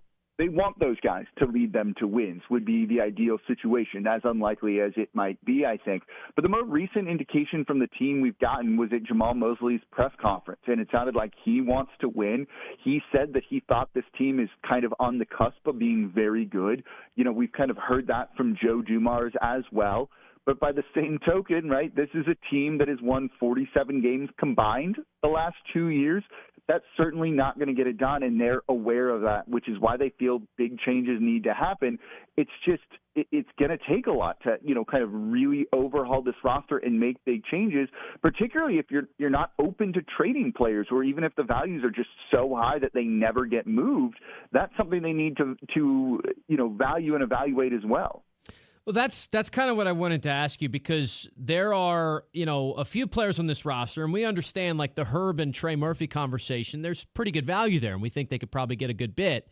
There's other players, DeJounte Murray, Jordan Poole on this team that we don't know if they really factor into the future, specifically Poole. And yet, I don't know if the value is going to be super high anyway. What do you make of the maybe peripheral moves that need to be made to get that stuff figured out? Because I don't know about you. It just seems hard to imagine Jordan Poole's going to be on this team come next season, but they have to do something with him. So I think it's hard to imagine a world where he is on the team because he just doesn't fit. He had a horrible last year, and that trade looks a little bit like a mistake. But here's the problem with that. He has no value around the league. Same for DeJounte Murray as the other player that you mentioned. You can throw Jordan Hawkins into that mix as well. These players don't have value at all around the league. You're going to need to attach future draft picks to them if you want to trade them for other players that you think are going to be able to contribute. And so that is the problem here. That's the dilemma that the Pelicans are facing. They want to significantly change this roster, but you don't want to trade Zion Williamson. You have an extremely high price on Trey Murphy, which maybe means a deal does not get done unless they lower that asking price. And the other players you have, nobody wants. How do you change your roster when that's the case without just making some hard decisions here? So, again, the Pelicans are trying to kind of have it both ways. We want a brand-new roster. We don't want this, but we don't want to give up our players either. And that's kind of where they are, and that's what leads them to feeling stuck right now. And that's part of why you didn't see anything get done on draft night. And, look, you don't want to just make a move to make a move. It's got to be the right thing. But also you need direction to know what the right move is in the first place. And I still think the team is really struggling that right now, and that's why they feel a little bit listless. Jake Madison is our guest. He's the host of the Locked On Pelicans podcast. We're talking about this New Orleans Pelicans team. All right, they did add a player last night, Jake. They waited all the way till 58. They held pat. There weren't any draft night trades. Of course, this pick had changed hands 100 times, it felt like, before the draft, the one that they used. They got Jaron Pierre Jr. He's got connections to the area, St. Aug alum. What can you tell us about the guard from SMU that they grabbed last night? Yeah, really cool drafting a hometown guy with the 58th overall pick here in Jaron Pierre Jr. You know, he's a good shooter. This is someone who shoots in high volume in college over his number of years that he has played at. And I think that's what New Orleans is looking for. They need cheap shooting, right? You always need cheap shooting in the NBA, and they might have just drafted a guy that can give you that. He also has good size. He's 6'5". I think that's a pretty important thing too. While it might be kind of like, it feels like we're on the verge of an era of small guards after Jalen Brunson led the Knicks to a title. You know, he's much more of the exception than the rule, I think, here. So getting guards with size that can give you some scoring is a pretty useful quality to have at the end of the second round here. I don't expect him to play much with the Pelicans. We'll see what type of contract he ends up signing, whether it's a two-way deal or something else. I expect he'll spend a lot of time with the Lake Town Squadron. Don't forget, this is their inaugural year in Kenner here in New Orleans.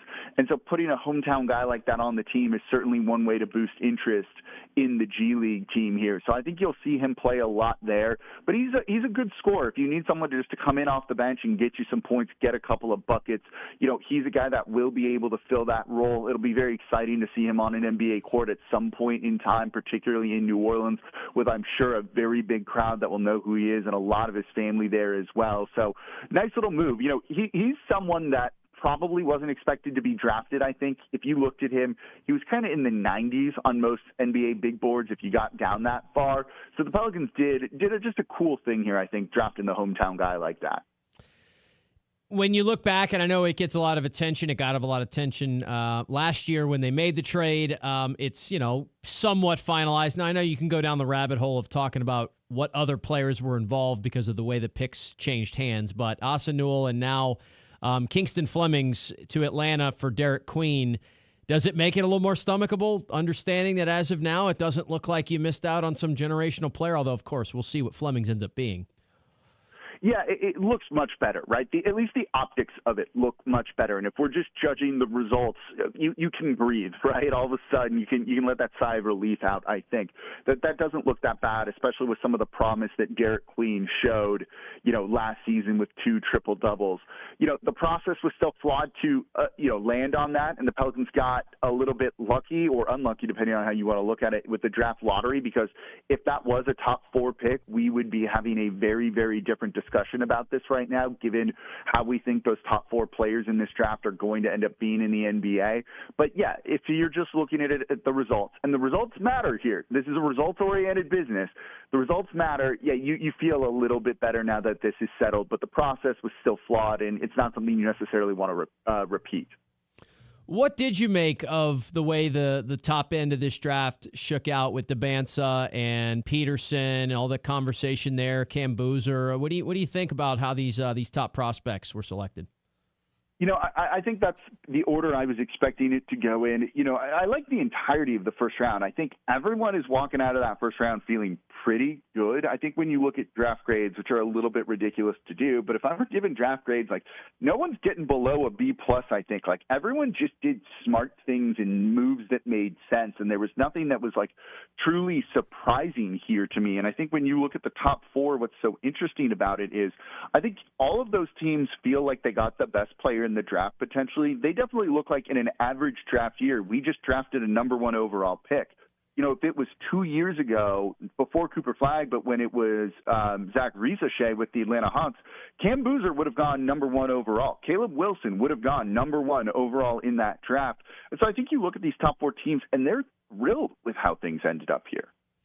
I'll close it out with this, Jake. Obviously, around the league, just some really big news. We know the Giannis trade went down, but what do you make of this LaMelo Ball deal that was just kind of fascinating in a bunch of different ways?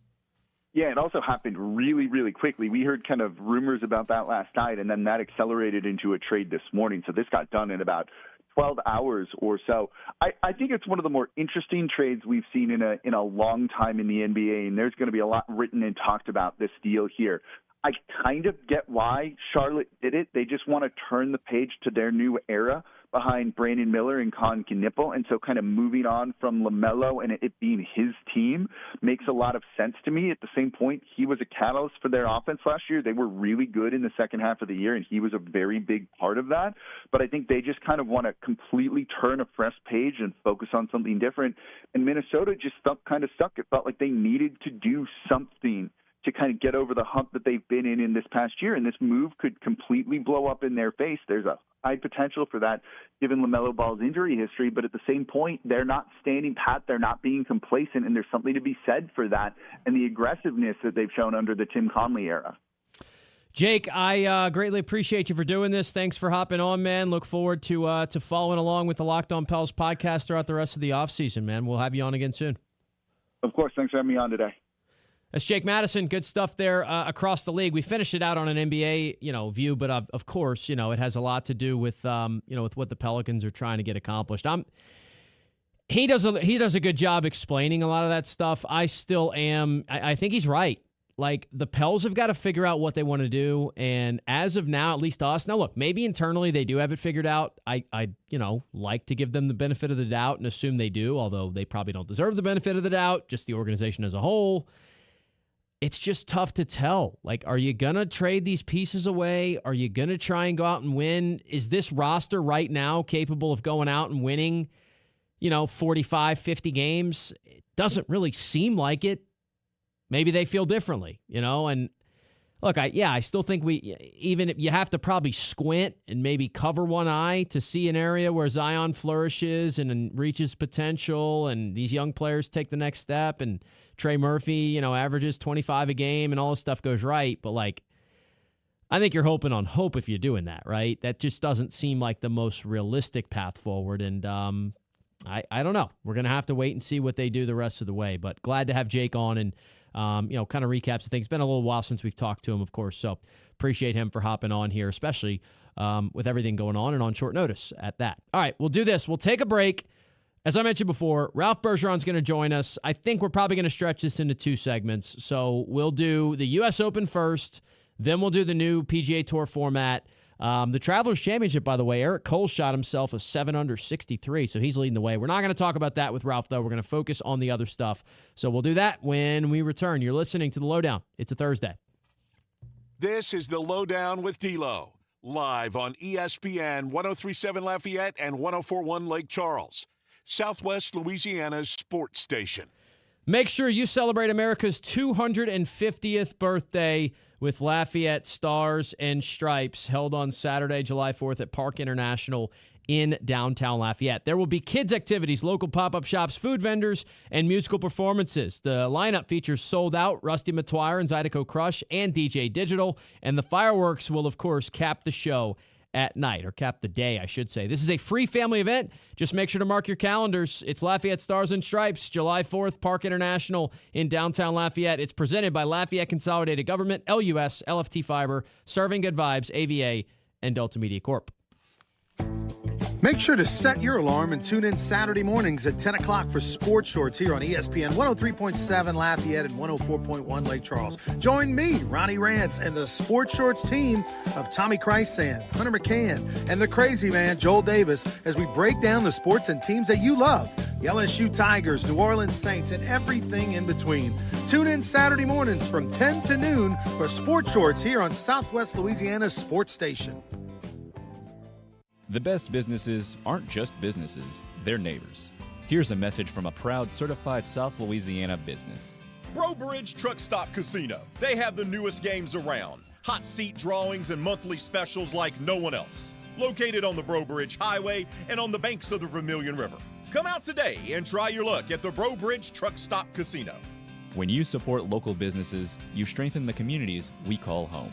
Shop local, support local, certified South Louisiana. Ready to transform your backyard into the summer paradise you've always dreamed of? With Duplessis Builders custom gunite pool packages, we make it simple to own a stunning, long-lasting, in-ground pool built just for you. Choose from classic designs, all customizable to fit your space, style, and budget. Our pools come with quality finishes, energy-efficient equipment, beautiful lighting, and professional installation from excavation to decking so you can dive in before the next heat wave hits. Don't just dream it, build it. Visit duplessisbuilders.net.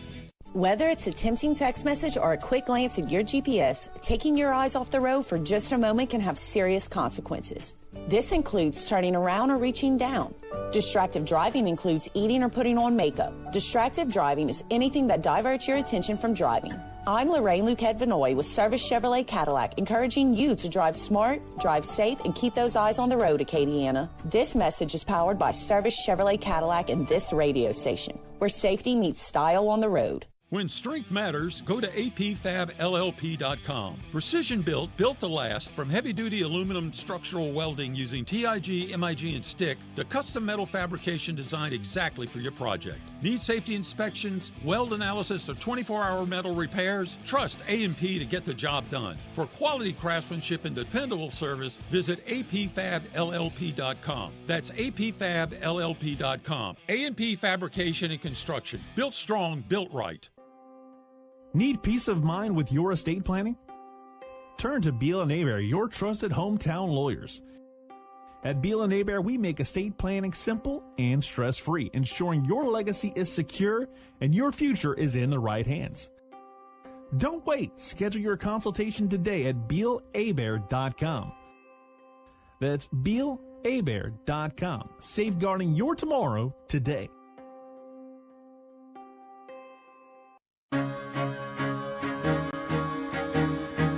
You're listening to ESPN 1037 Lafayette and 1041 Lake Charles. Your home for the best local sports talk in Southwest Louisiana. We welcome you back into the LohDown. We are going to talk some golf. I mentioned this earlier in the week, but the PGA Tour has a whole lot of new stuff going on. And to break it down, I wanted to have our friend Ralph Bergeron, who, in addition to hosting a golf show, has also been, interacting with us and with me off the air about golf topics for a long time now. So, Ralph, how you been, man? Anytime we can talk a little bit about one of the fastest-growing games in the nation, let's do it. So we'll start with the U.S. Open because we went into Shinnecock, a place that I like because the last time they played there, the winner was, fighting to be at even par, and I like seeing tests of golf. But there were a lot of, question marks coming in about some of the contenders, and I think we're still kind of dreaming up this scenario where Prime Scotty can battle with Rory and some of the other top names.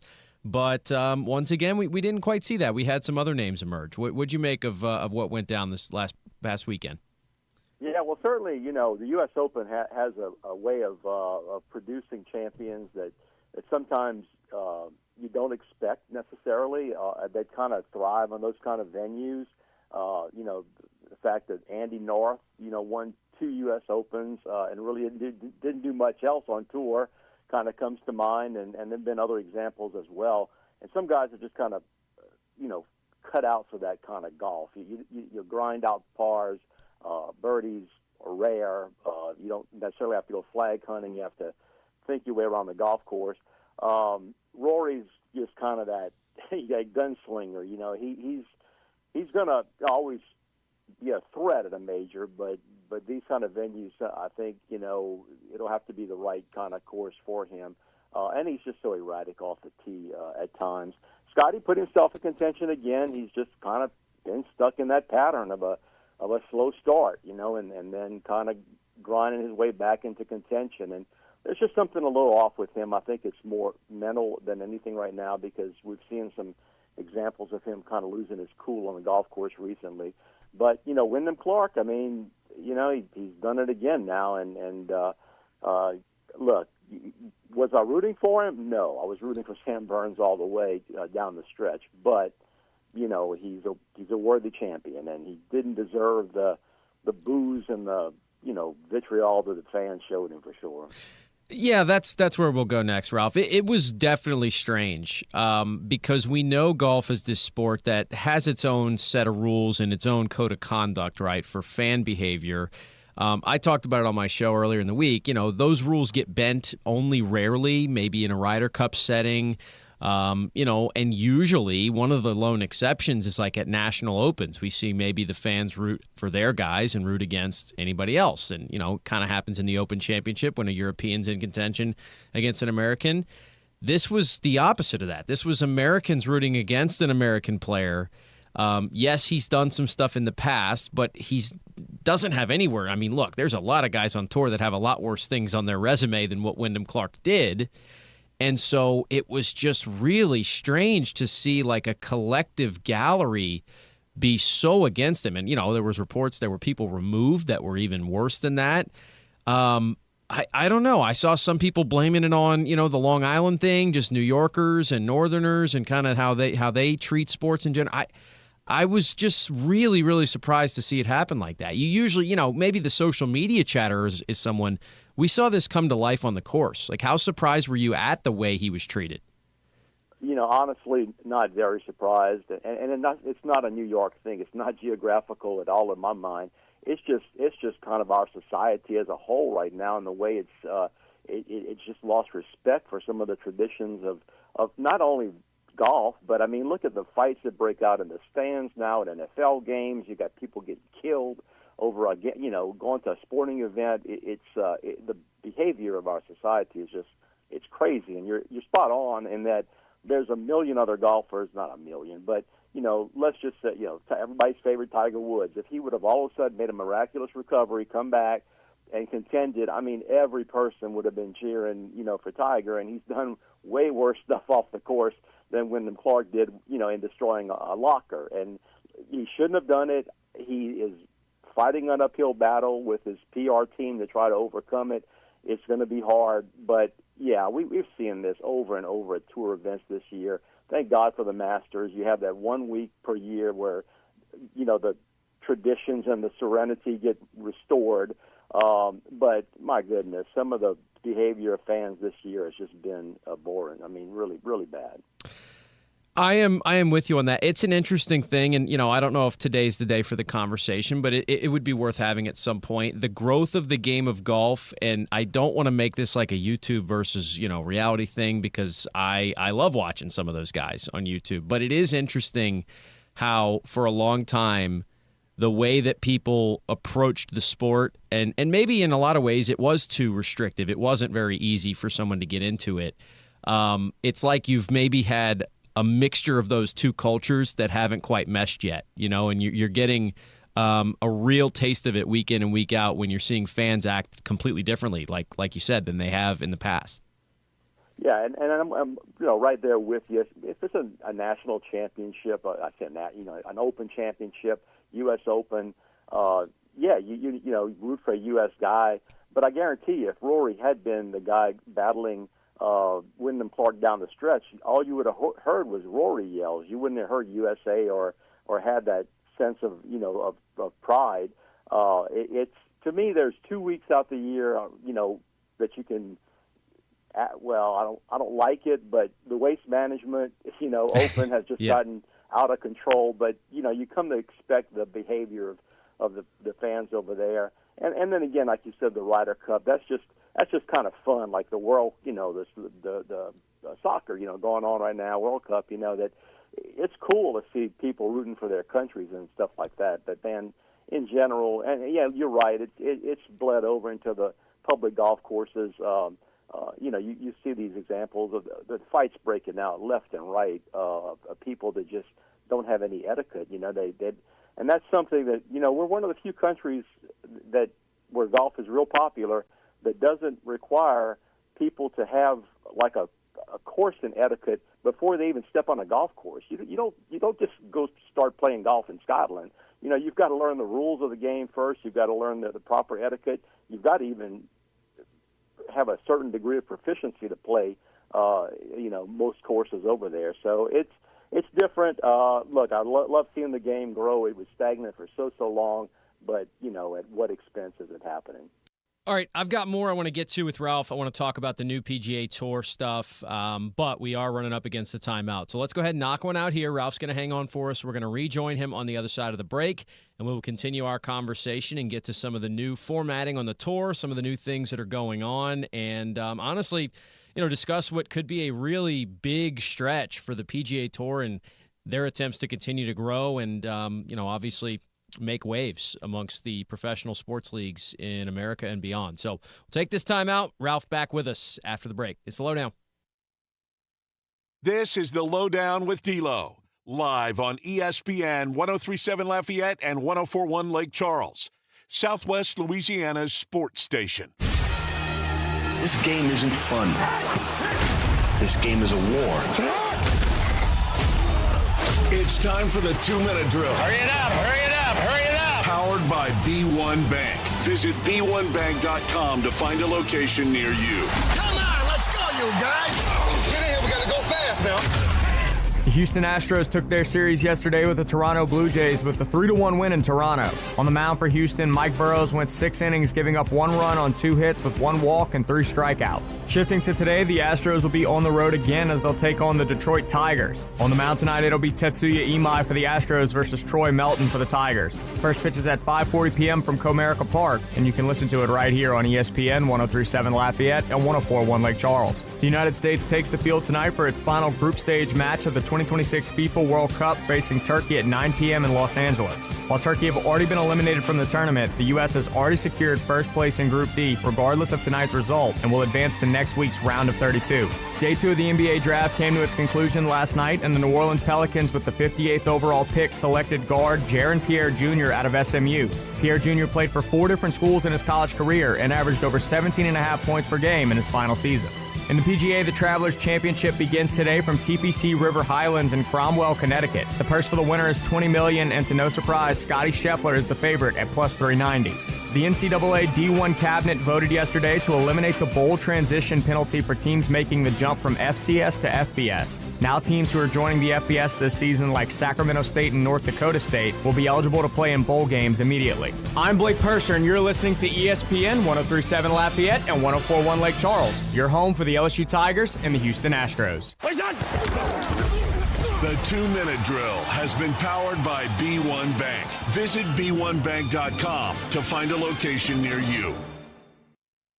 ESPN 103.7 Lafayette and 104.1 Lake Charles is the proud winner of 4 2026 LAB Prestige Awards, including Best Use of Digital Media, Foot's Friday Fury, Best Live On-Site Remote for our Super Bowl Radio Row coverage, Best Promotion for our No Shave November initiative, and Radio Young Professional of the Year for Dawson Iserloh. We're proud of being Southwest Louisiana's sports station and are humbled to be recognized by the Louisiana Association of Broadcasters. Ozempic, Wegovy, GLP-1s. Every day, one thought haunts you. What if I stop? A 2026 British Medical Journal study says you're going to gain every pound back. So, what now? Well, there's an answer. Alex Goen patented hypnosis. The Journal of the American Medical Association says adding behavior therapy to GLP-1s produces 3 times the results than GLP-1s alone. And hypnosis is behavior therapy concentrated. Alex Goen Hypnosis is the only U.S. patented hypnosis proven useful by the U.S. Patent Office. Engineered to destroy cravings, make you full on half the food, and kill late-night fridge attacks. Only $59.99 or your money back. Weight loss seminar Saturday, July 18th at the Hilton Garden Inn Cajun Dome, 11 a.m. Sign up at alexgoen.com.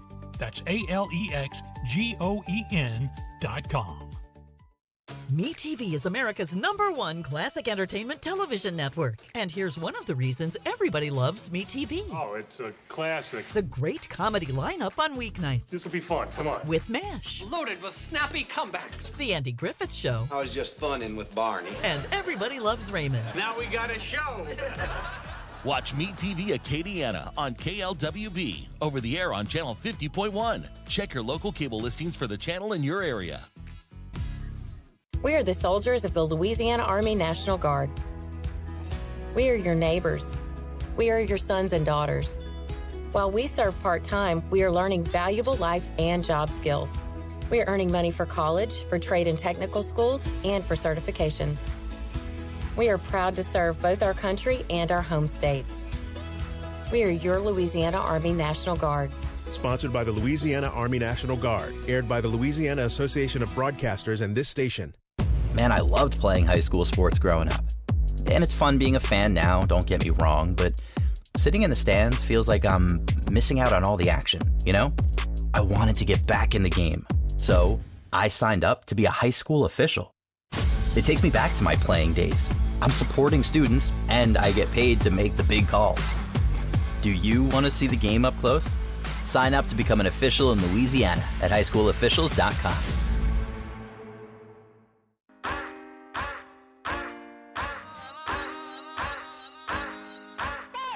The biggest headlines in the world of sports are discussed here.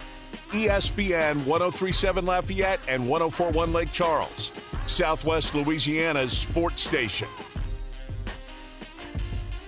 All right, we are back here on the LohDown. We are talking with our friend Ralph Bergeron, who loves talking golf with us. I text him quite often about stuff going on the PGA Tour, and I figured it was time to kind of hash some of those things out. In addition to what we already discussed, which was the U.S. Open, Wyndham Clark's win, the fallout, the fans, and all that stuff, we have got plenty more to get to.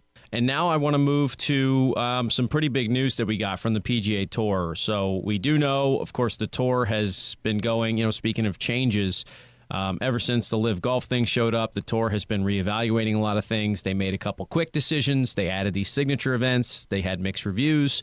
And now they're going to kind of tweak that again. And really, I say more than tweak. They're going to overhaul the entire format of the Tour. We got the announcement, Brian Rolap, the new CEO as well.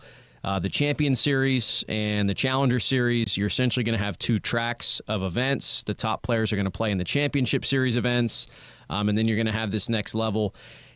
It sounds like a replacement to the Korn Ferry Tour, although I don't think they've made a formal announcement on where that is going. It would at least certainly change what that looks like, which has been kind of that up-and-coming, minor league system for a long time now.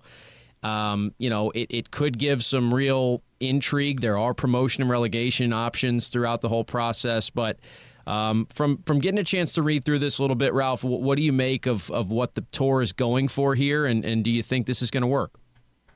Yeah, well, first of all, I am excited that we have some new blood in the not only the CEO, but he's going to also become the acting commissioner when Monahan retires at the end of the year, because I do think that Monahan's reign, it was put pretty tumultuous with the whole Live split and he kind of just stuck his head in the sand and hid. And, Rory became the de facto spokesman for the PGA Tour, which is kind of weird also. But, I do like the fresh idea aspect. And the fact you got a guy coming in that's not really a golf guy. I mean, this guy was really pegged to be the successor to Roger Goodell, in the NFL when he retires. I mean, he was a high-level NFL executive. So I think he brings in a lot of marketing strategy. Obviously, the NFL is king, as far as sports goes and marketing. And I think he'll bring those fresh ideas. And we've seen this happening really quickly. I mean, I had heard rumblings that there would be some, but I didn't expect something like this this quickly. And again, we're talking 2028, but I mean, that's right around the corner. As far as, what I like about it, I do like the fact that you don't have the signature no-cut events anymore. I always thought golf at its core has to be, something you earn your paycheck. You don't just show up and get paid to show up, although it still happens. But But I love the fact that you do have a cut. So, that's good. The fact that it's 130 players, really, and 120 per field per se, that's not that much different than the current tour. Your core players, your top 90 that's going to end up keeping their cards at the end of each year. I don't think you're going to see a whole lot of change. Yeah, you see guys kind of fall off the radar and kind of working their way back, but that's a long way to go. But when I was looking at the rankings of last year's FedEx Cup points, and when you get past 100, there's very few names you recognize. So I don't think it's going to change the look a whole lot on the PGA Tour, the Championships Series.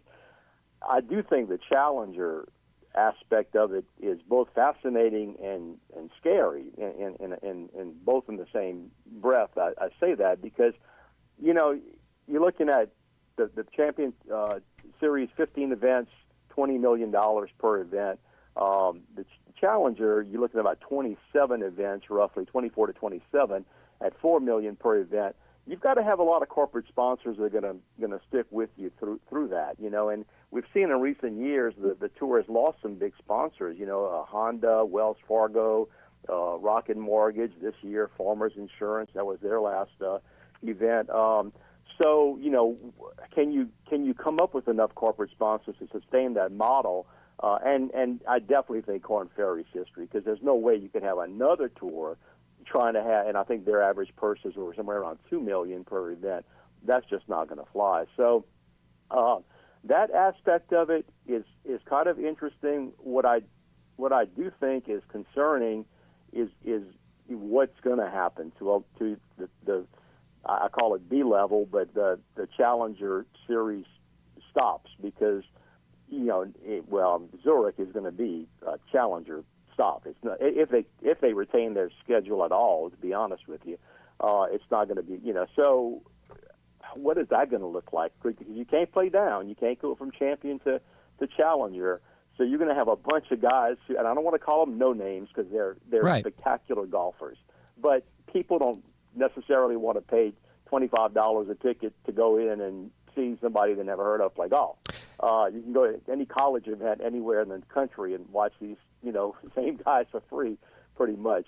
So I am concerned about that. And what the idea that I would have liked to have seen happen would be give each player on the Champion Series at least one opportunity to play on a Challenger event that is kind of dear to them. Like, you want Scotty and Jordan Spieth playing in Texas at either Byron Nelson or Colonial. You want Corey Connors to be able to play in Canada. I mean, that's his national open. And so I thought, maybe that would be something they can tweak later on. But, the fact there's no more sponsor exemptions, no more alternate list, no more Monday qualifying for tournaments, man, just a lot of changes on the horizon. Yeah, you brought up a couple really good points there. I am certainly worried about the Zurich. Now, Jeff Duncan over in New Orleans brought up yesterday, one of the things it has going for it is Zurich has been a long-time great partner with the tour and the tournament, and so them being a factor maybe gives them a shot to make this. But you're right. I mean, it would be hard to imagine it's going to fit into one of those Champions Tour things. The one thing that's interesting to me, Ralph, the Championship Series is going to have 23 to 24 events, and as we talked about, but that's going to include the 4 majors, the players, and all this other stuff. Scotty Scheffler, I was looking at the numbers last year. He played 20 events. And so what you're essentially doing with this new format is you're not going to probably change the number of events that some of these top guys play, but you're kind of telling them here's where you're going to play, and you're not giving them that option. And so to your credit, I think it's been great. Now, on some hand, you go, hey, man, that's a pretty watered-down field. But then sometimes you have, Scotty's playing because it's a Texas-based tournament. Or, Rory wanted to go to the Zurich because it was a team, and he and Shane Lowry wanted to play. Some of the events like at Boston, Keegan Bradley's from up there, so he shows up. And not giving them the option to do that, I am with you on that. It does feel like you're now losing an opportunity to have some of these smaller events. I mean, look, let's be honest with it. I was at the Houston Open a couple years ago. If Scotty Scheffler doesn't go to that tournament, I don't know how much the attendance changes, but they wouldn't have had as many people as they had. And so that does feel a little bit counterintuitive to basically block off and say, hey, these biggest names are not allowed to show up at some of these events, given that they're shrinking, essentially they're shrinking the PGA Tour schedule in some ways. Yeah, and I saw, professional golfer, Robert Garrigus on YouTube, and he's always outspoken, but he said, hey, aren't we independent contractors? Don't we get a say-so if there's a tournament that we want to play in that, it is something that we can help boost attendance? And not that he would do it personally, but, again, my example would be, and like at Zurich, Justin Rose has been a great ambassador for that golf event, and I was thinking specifically about them because I just don't think the team format's going to fit into this for some reason. It just doesn't feel like it will. Maybe Zurich could become one of those fall events where there's going to be like 5 events, I think, in the fall, for 5 to 7, the last chance series. So the guys who are in danger of getting relegated from the championship tour or want to improve their position on that tour, and the guys on the who didn't finish in the top 20 to earn their cards on Challenger would play in these series of events in the fall. So maybe Zurich could find a spot in the fall. I know they've always loved to be opposite Jazz Fest, and that goes way back when. But, maybe that would be even a better spot on the calendar for them. You don't have, maybe the weather's a little more conducive and whatnot. And, just thinking out loud, maybe, because I wouldn't mind seeing it going back. I love the change of, having a team event. But honestly, I wouldn't mind seeing it stroke play as long as we can keep professional golf, here.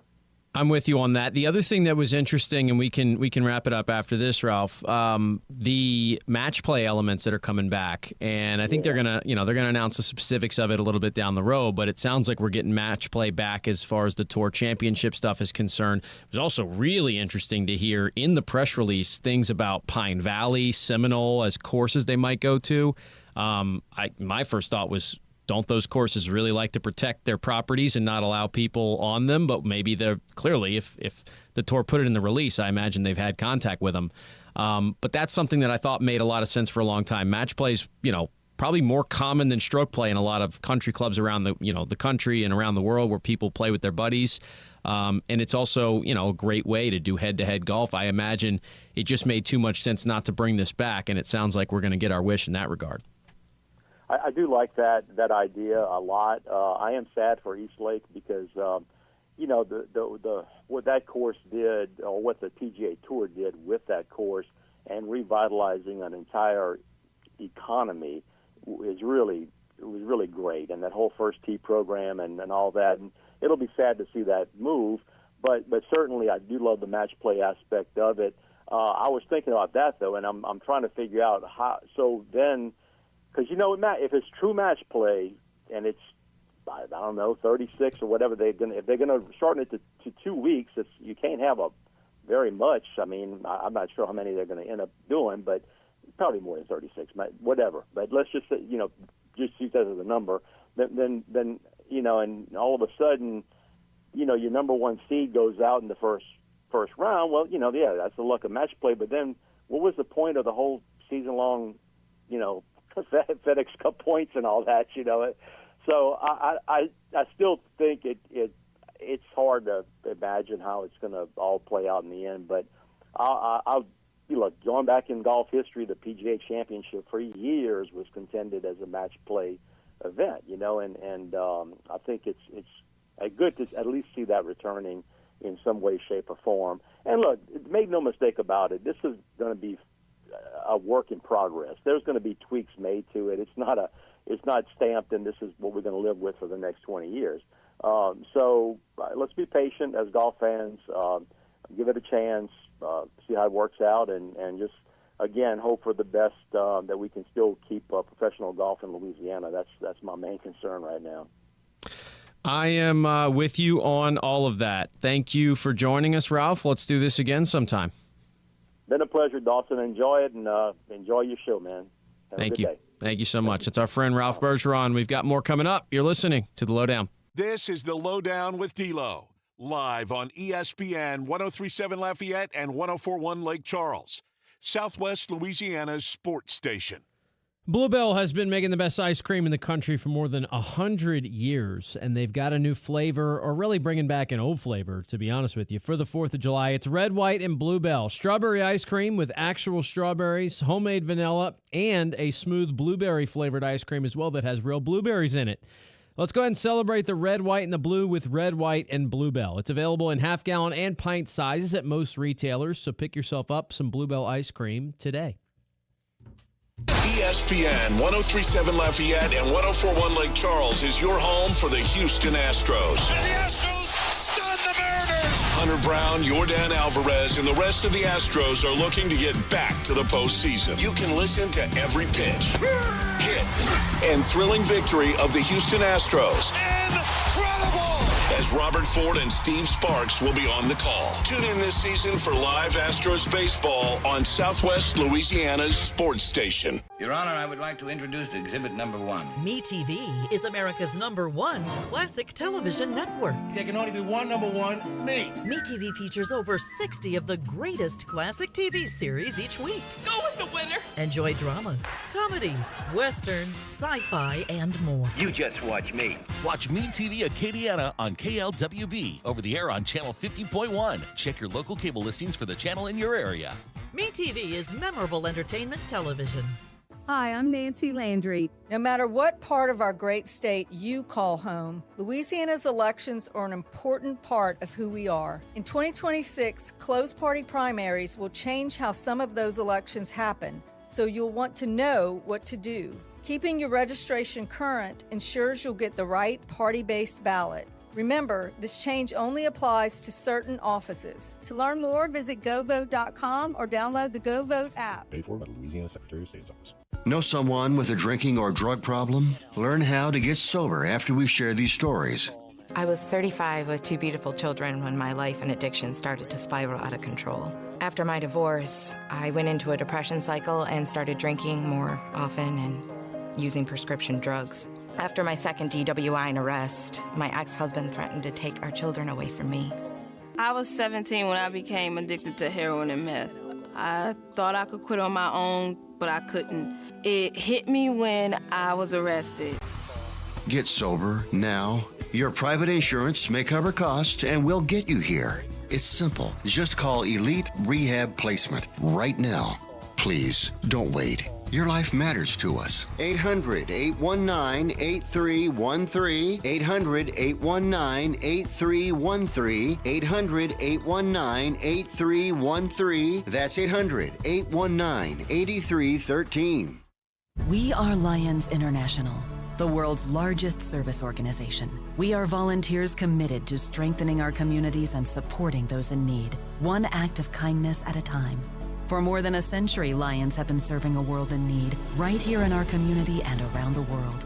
Lions International makes the impossible possible. This is your invitation to join us, because the only thing missing from our mission to make a difference is you.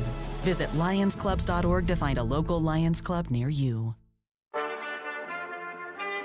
Do yourself a favor and download the free ESPN Southwest Louisiana mobile app, powered by Moss Motors BMW for your Android or Apple devices. Download the app by searching ESPN 1037 Lafayette or ESPN 1041 Lake Charles. It's just that easy to take Southwest Louisiana's sports station with you wherever you go. All right, we're back here on the LohDown, wrapping up this Thursday edition of the show. I actually haven't done my poll question thoughts yet, so I will do that here in just a minute. We do have a golf tournament going on. Thanks to Ralph, by the way, for chatting golf with us there in the last 2 segments.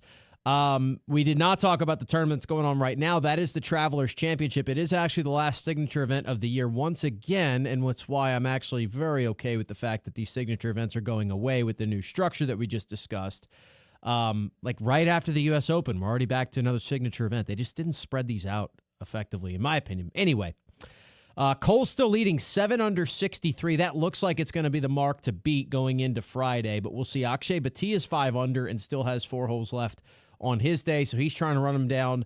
Matt Fitzpatrick, Echevarria, Ben Griffin, Wrighton, and Cantlay, or no, just Wrighton, all tied at 6 under. Then Cantlay, Snedeker, Bhatia, and Aaron Rye are at 5 under. Scotty Scheffler's only through 9 holes, and he's at 4 under, so he actually might end up being the guy that can run down Cole if anyone can get it done today. So we'll see what the rest of the Travelers Championship looks like, and we'll be able to give you an update perhaps once or twice on tomorrow's edition of the show. So, poll question of the day. Let's go ahead and get into it. I've got a couple thoughts about this. Do you agree with the NCAA moving to age-based eligibility? If you didn't see this, basically the NCAA and really there's been some like Congress work to get this done. They're planning to make this an age-based situation and system where you become eligible essentially when you enroll in college or you turn 19, whatever happens first. So it is essentially going to limit college athletics to college-age people. You know, there are some exceptions, right, with eligibility. You've always had 4 years of, like, right now, I technically have 4 years of NCAA eligibility, right? So does James Mesh. So do many of you listening. If you didn't play college sport, you actually have those years if you wanted to use them. I think mine are probably going to expire. I don't think I'm ever going to actually get after it, especially now if this new rule gets passed. But there have been some stories of like some 30, we've seen it, like the some 30-year-old Australian punters, right? I mean, the Cajuns, I think, have one right now. I don't know if he's 30, but he's older because he came over from Australia. This would eliminate that from what it sounds like. Now, are they going to have special exceptions if you're from a different country, all that stuff? I don't think so, because it sounds like they're trying to make this pretty uniform. It also is going to get rid of redshirting. So essentially, you're going to have 5 years, and if you want to play all 5 years, great. So basically, everyone gets a built-in redshirt year, but you no longer can, and I think what's right about this, and I saw some coaches comment on it, and I agree with them. What was happening is not only coaches were manipulating the redshirt system, but so were now like players and agents. Like they were using it as like a leverage negotiation tactic. Like, hey, I'm going to keep my redshirt year intact and not play any more games if I don't get paid or whatever. Like, it was just being used in a way that it wasn't designed to be used on both sides. Coaches were taking advantage of it too. And so it just probably makes more sense to modernize these rules a little bit. So I have been trying, and the problem is, there's not a whole lot of really clear-cut explanations on how all this is going to look, because I don't think they really know how all of this is going to look. So I've been trying to read up on it as best I can. From what I have read about the proposal that got approved, I am more in favor of it than not. I do ultimately think it's going to be a good thing. And by the way, those of you who have voted on Twitter have agreed. 88% of the voting to this point has said yes. Only 12% has said no. They don't support the age-based eligibility model. So,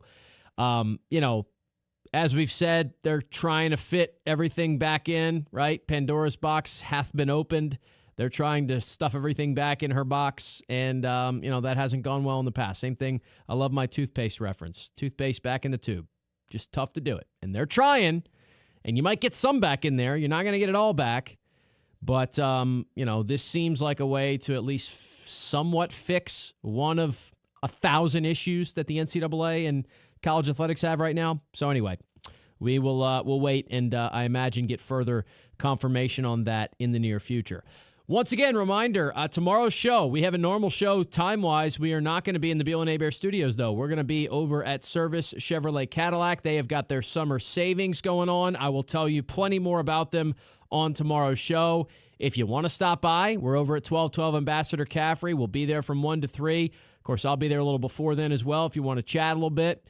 Tell us what's up. And, of course, you got a chance to buy a vehicle if you want to and get with the service team. They're great. If you are interested, you got questions, you want to test drive, you do all those different things, we can certainly point you in the right direction over there. The team is friendly, and they're very helpful. We've dealt with them a ton in the past. Of course, we've done our shows out there before, and we'll do them again. And we'll be out there tomorrow from 1 to 3. So catch us there. If not, certainly you can catch us in these same places, ESPN 103.7 Lafayette, 104.1 Lake Charles, the app, and YouTube as well. All right, that'll do it for a Thursday edition of the show. Thank you to our guests, Micah Butel, Ralph Bergeron, and Jake Madison.